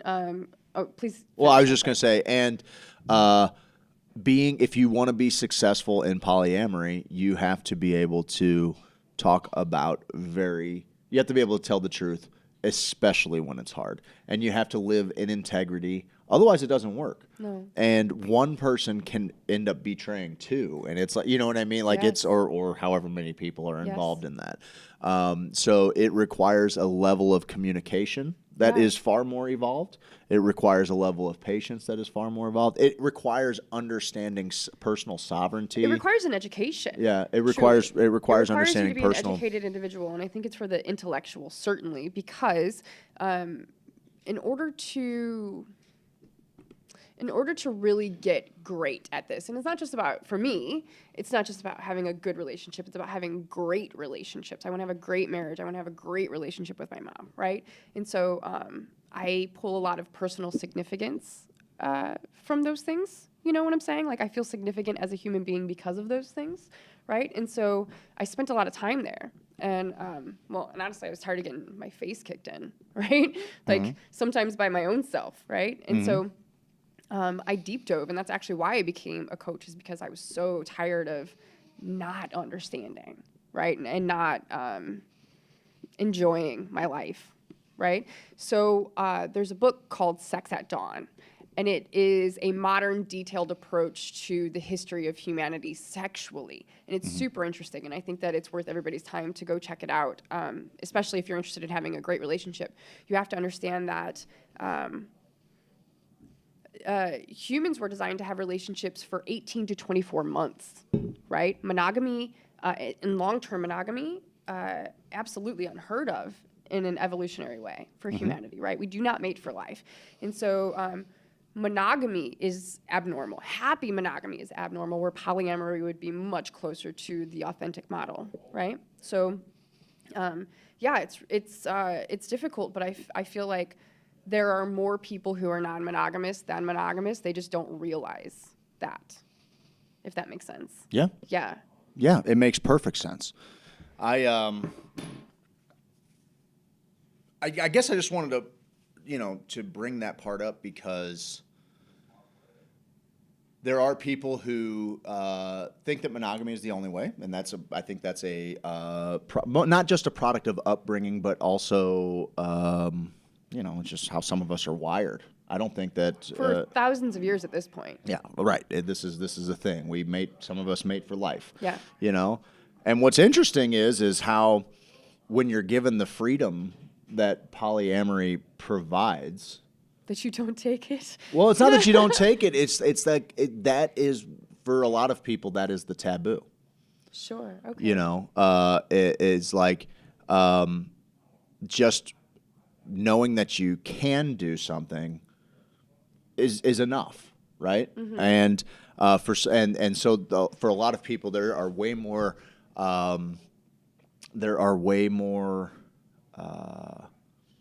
What's the word I'm looking for? There are way more healthy ways to find that out than crushing people, Yeah.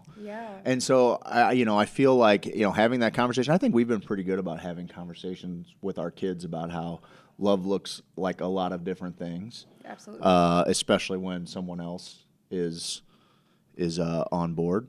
But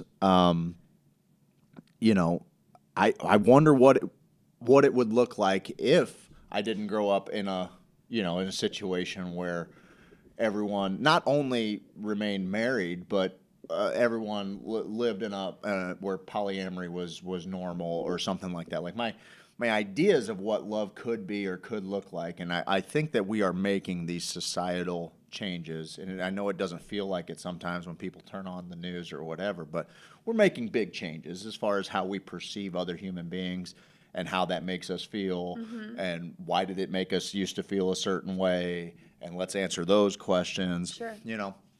So I feel like the freedom of knowing that someone is willing to share the love that you provide or the love that you are,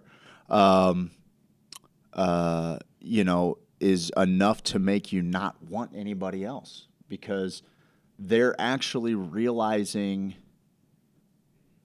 how special you are to them, that keeping you all to themselves it seems like they're robbing the world of something. Okay. And I think if that is your approach to polyamory, and it's not just like, I'm just trying to get my dick wet as many different ways as I can. Yeah.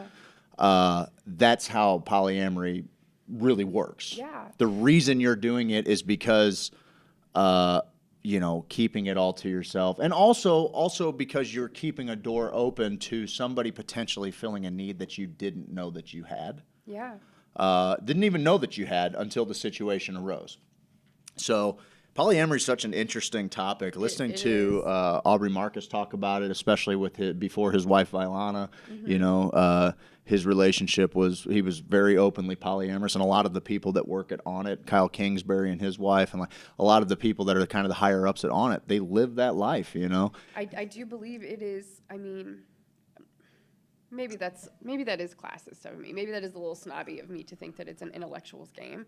But I think when it's done successfully, it's an intellectuals game. It just requires a different kind of intelligence. It requires wisdom, and it requires patience. It requires patience. And your willingness to navigate jealousy is it's a big deal. Yeah. Yeah. Yep. But yeah, so I think there are more people than not that are non-monogamous, and I think that if people realize that, and we were talking once again, we're going to bring up Makate again. Yesterday, we were talking to Makate about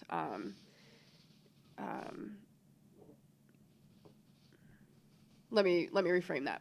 So if people are told from their early childhood that if you can love more than one friend, and you can love more than one parent or sibling, and you can love more than one pet, then why should it be abnormal to romantically love more than one person? Mm-hmm. And if they're told that, and then they still find that one person that makes their heart move, that makes everybody else disappear, then get married. No doubt. Right? Like no then doubt. contract your life. No right? doubt.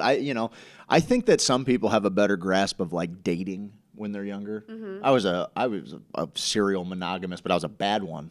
You know, like I was a bad serial monogamist when I was younger because I didn't really know about polyamory. I knew about swingers and stuff like that, but that's hard to talk a young lady into typically, you know. And so, like, you know, that's how you do things that are outside of your, or you end up just kind of hurting a lot of people and dipping out when you're not into it or whatever. And there's such a more interesting way to explore, or a healthier way to explore, right?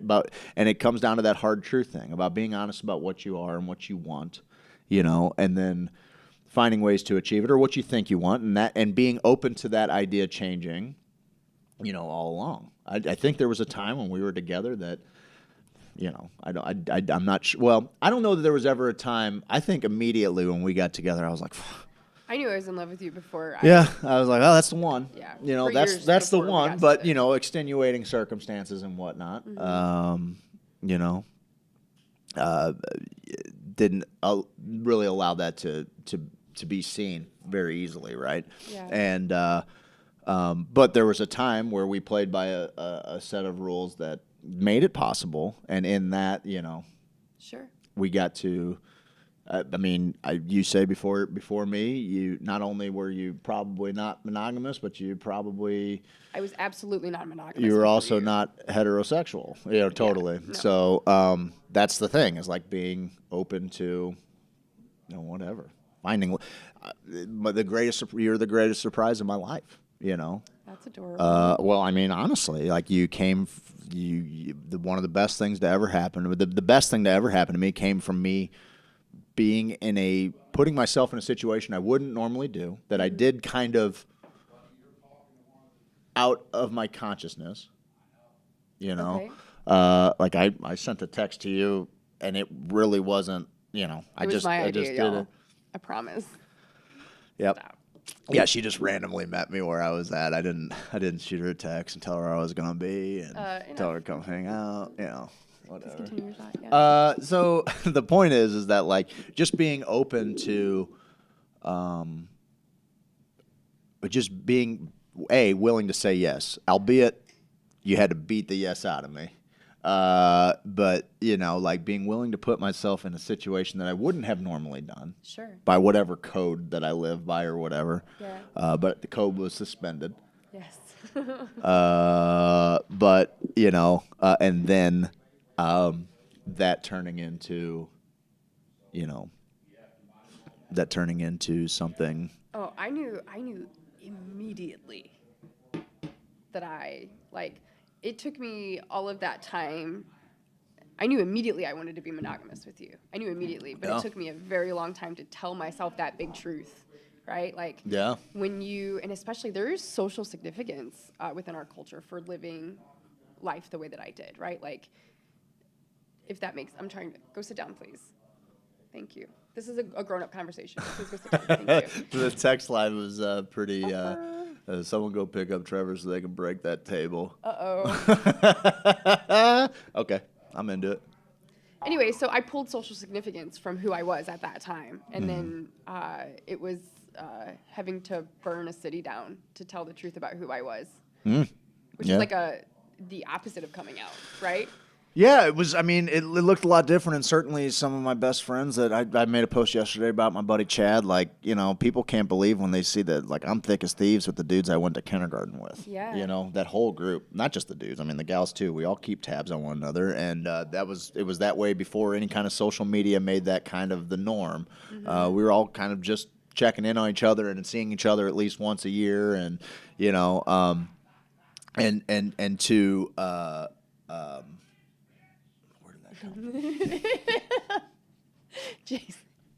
Jason's awesome. I forgot where I was going with that. I'm sorry. Rick James, bitch. I forgot where I was going with that. I don't know. Shoot. I'm sorry. That's okay. That was really funny. Oh yeah. So you know, some of my longest friends that I've loved forever, you know, they have been along for the ride. Mm-hmm.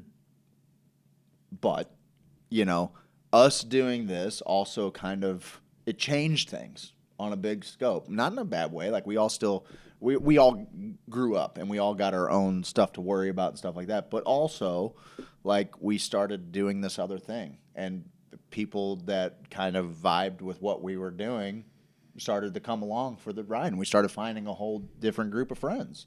It's not just, and none of them are excluded. I still talk to all of them. We still get together from time to time. It just looks a little bit different, right? The people that looks a lot different in just a couple years' time. And that's kind of a result of leaning into our truth a little bit. And sometimes, your truth might make other people uncomfortable, but it's worth living, because at the end of the day, it's about your quality of life. Yes. Isn't it? It's about your quality of life. And so any pursuit that is worthy is going to, increase the quality of somebody's life, right? Like, you do charity work that puts you out, but somebody gets to pay their bills that month. You know what I'm saying? Like, you take your regular life. Nobody, nobody's trying to be the CEO of a Fortune 500 company, and nobody else is trying to be a monk, because those people are already doing those things. For everybody else left in the center of that, we have to learn to maximize and be grateful for what we already have, but also to be smart enough to investigate ourselves to learn what we actually want, right? Like, what do I actually want? And surprise, surprise, it's not what I thought. Right? Like, if I really look into myself and I told myself the truth, I was the fucking American dream, right? Like, I was living a very good life. Yeah. I was living, and like, it turns out that's not who I am at all, right? Well, and what felt like happiness then, maybe it just looked. Well, it never felt happy though. Yeah. There was always more hole to fill, right? The pursuit of something different and new, because what was there wasn't satiating me. Mm-hmm. I'm full, right? Like, I'm happy. And it's a very calm, balanced, true happy, right? Maybe there's a different word for that. I'm not sure. No, I think that pretty much gets it. Okay. Centered? I don't know, yeah. Centered, yeah. Yeah. Well, I meditate a lot, so there's that. You do. Do you have any other relationship questions? Oh, I could go on all day with you. We could do this all day, but it seems extra. We don't have to do all that. It's a little precious. How often you want to come and join me and do this thing? As often as you have me, I guess. I'll have you on here anytime, lady. Anytime. You can come on in here. We're just doing something. We're talking about that. We'll have some more weed content and stuff as it all comes out. And I think Trevor's up there playing the didgeridoo. Yeah. The kid just trying to make music, man. That's all he's trying to do. Yeah, we're going to start expanding the conversation a little bit. Start talking about some stuff that makes us happy again. I got a big meeting today. I'm really excited about it. Yeah. Steve-O asked a pertinent question, and nobody was talking about it until he did. I mean, parents and healing parents trying to take care of their kids and people trying to heal their cancer, like, they might be having these conversations, but wasn't being heard by anybody. And if you don't use your power for the good, what the fuck are you doing? That's what Steve did. And Steve stood up and he pounded his chest until, God damn it, someone started listening. And so I'm grateful for him to do that. Me too. And what he doesn't realize, well, I think he realizes it just fine, is, now that you got everybody's attention, you got to have a plan. And we're going to go execute that plan. Today. So we want to know where the RSO is, or FICO, for fear of offending anybody. And so we're going to go find it. And we're going to go get the people who know how to make it and who have the ability to make it. And we're going to flood this market with it. And I had a great conversation with Kansas City Cannabis yesterday. And they made a wonderful social media post that wasn't grandstanding. And it basically just said, we realized that right now the most important thing is getting medicine to patients. So this is our post. Bravo. And it was just a very simple post. And I appreciate that, because I had a really great conversation with them. And again, Steve started this conversation. And whatever this looks like in the mornings, it keeps going, because we have a community here that we're trying to keep going. And what that looks like, for the future, I think it looks real promising. We just there's just a little bit of reorganizing going on, and we're just going to figure out a way to make it all work. And and we're gonna love everyone while we do it. So I've had a blast today. Should we call that kid in to do what we asked him to do? Yeah, actually, I think it'd be kind of fun. So I'll talk about our sponsors a little bit while you're doing that. Good show, friends. I enjoyed our time together this morning. I always enjoy our time together. So, guys, Native Hemp Extract right now, I think you can get a bottle of their 1,500 milligram CBD, CBG extract. I mean, it's barely over $50 shipped to your door. He just got real ignorant on the prices because he realizes that we are trying to get medicine to people, and that's where his heart's at. I love Denison Collard. I love his products. They are my favorite hemp-derived products I've ever used, and I'm happy that he's our sponsor. And you can come stand here while I do it. And I hope that you guys will check out nativehempextract.com or come visit us at Sweet Leaf Emporium in Festus and buy yourself a bottle or some D8 gummies. The D8 gummies are they're the greatest thing to happen to the cannabis industry as long as I can remember, because you can actually, if you're just trying to nurse a little buzz or something like that, try to get through your day, maybe you have a little bit of pain. Man, these D8 gummies are the real deal, and you can walk into Sweet Leaf and just buy them off the shelf. After today, there will be piles of D8 stuff here, too. After today, there's going to be piles of D8, Jason just said. Whatever you need. Actually, I got to say, I did a D8 dab the other day. What? And you guys in your science weed freak But me out. I did a D8 dab. I did a D8 dab the other day, and man, it got me right. It got me right for a minute, but what was nice about it was it wasn't all day. That's the nice thing. It was a nice, good little stone. I was still able to function, and then an hour later or something, I was back to even keel. Whereas if I'd have done a similar size Delta 9 dab, I'd be done for hours. At an hour in, I'm climbing. So it was actually really, really pretty nice.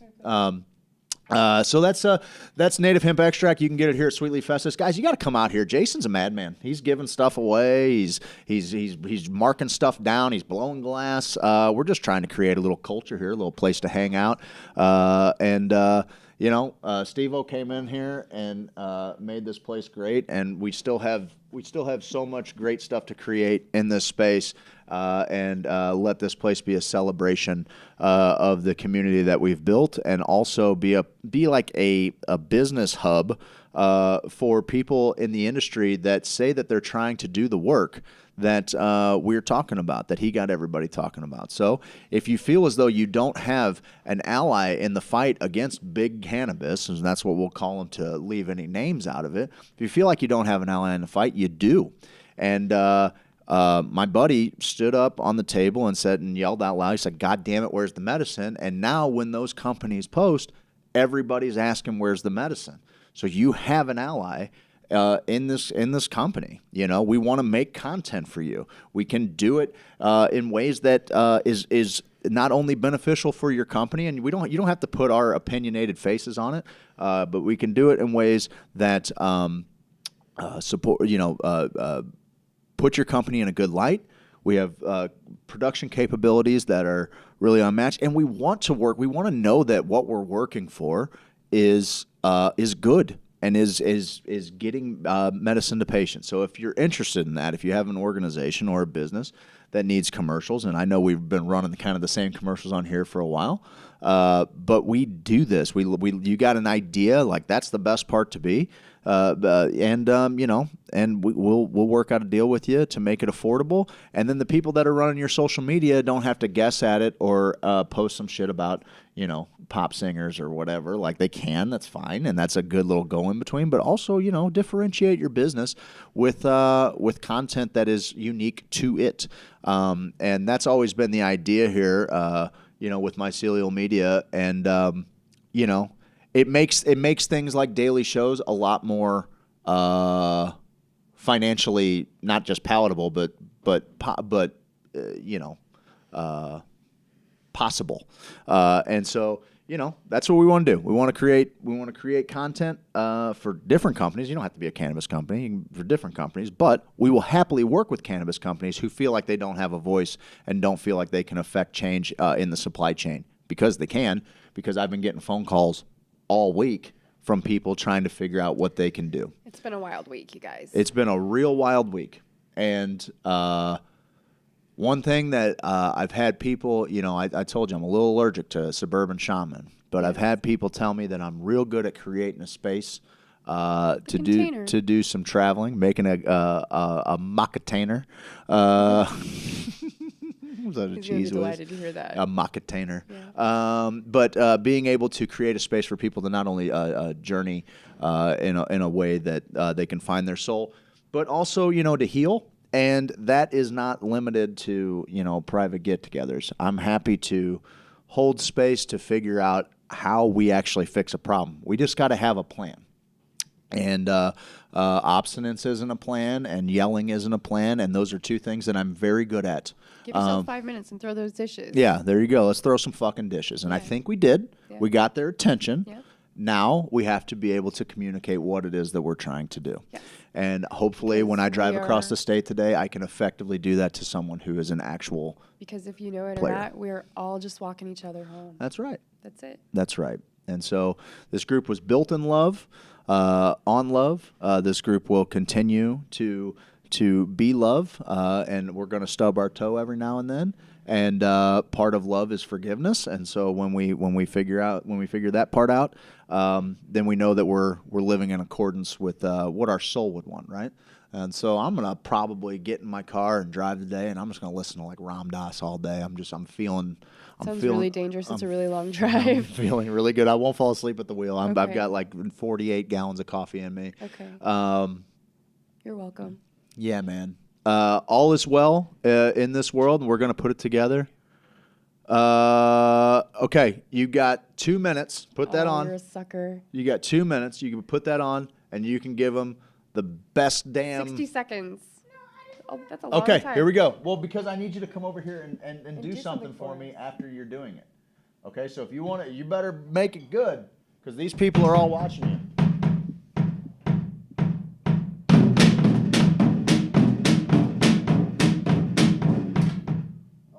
Okay, come here. Come help us. And then you can play when we're You done. can play the drums as soon as we're done. But hang on real quick. Keep that on. And I'm going to tell you when. Do you know? Hey, come here real quick. He's trying to get a picture of this. Do you remember what we're supposed to do? Okay, great. Okay, Okay, wait 1 second. We're going to make some content for you. We're going to make some commercials for you. We're going to make a way for all of this to make sense. I would love for you to call James Carlton, State Farm, 314-961-4800. They're the best insurance agent, Missouri or Illinois, either side. Anything you got to insure, they're going to do it. They're probably going to save you money. They're probably going to cover you better. He's the best insurance agent in the game, and you should give him a shout, carltoninsurance.net. He was the very first sponsor. He was the first person on board, says, I'm into what you guys are into, do your thing. So go to James Carlton State Farm, carltoninsurance.net, and get that stuff handled, bud. Get it handled. And in the meantime, who else am I missing? Bo from Grow Active Solutions. Bo got Steve set up with his entire grow setup, and Steve has grown some what appears to be some incredible looking medicine, and Bo wants to help you be able to do that too. So check out Grow Active Solutions down in Tower Grove South on Hartford and Grand Street. If you're heading north on Grand, you make a left on Hartford, and it's the second door it's right after City Diner. It's right next door. So not City Diner. What's the cafe? Lulu? Not the vegan. Lulu's? Not the vegan joint. Mochaba? Maybe Mochabees? It's either them or City Diner. I think it's City Diner. Anywho, it's Hartford and Grand is what it is, guys. And you can go down there, and Bo's going to get you set up with your grow setup. And you need to come into Sweet Leaf Emporium and Festus. I love spending my time here. I'm trying to do 2 jobs from here because it just makes more sense, and I got this awesome table, and so I feel like I can, I got a whole little workstation here. So as soon as I'm done here, I'm selling promotional products and all that kind of jazz. But come into Sweet Leaf and Festus, say hi to Jason, say hi to me, potentially say hi to my wife, say hi to Steve if he's here, say hi to whomever is here, and enjoy yourself. Pick up a new glass piece, maybe some papers, maybe get your certification if you need to get your certification. Just come in to shoot the shit, see what's going on, watch Jason blow some glass and have a good time. And I can't remember if I'm missing anybody else. I can't remember if I'm missing anybody else. I'm trying to think if I'm missing anybody else. Spanish Society Outreach, Five Tribe. Brian Kessler is a good man, and he's just always helping people. And I love what he's saying today. If you think the president, the change in the president is going to save the world, then you need to reevaluate how much you're doing to try and save the world, because it ain't any one person's job. You can get out there and you be a better version of yourself tomorrow, and if everybody commits to that, then the world improves. That's how it goes. Nobody's working against one another. So with all of that being said, Trevor, there is one thing, buddy, and I can't quite remember. There's one thing that we say to end the show. Can you remember what we say to end the show? Can you remember? Yeah, I can. Oh, good. Can you say it right here? Cowabunga. Oh, do it in your voice. Hang on a second. It's cute. Cowabunga. Thank you.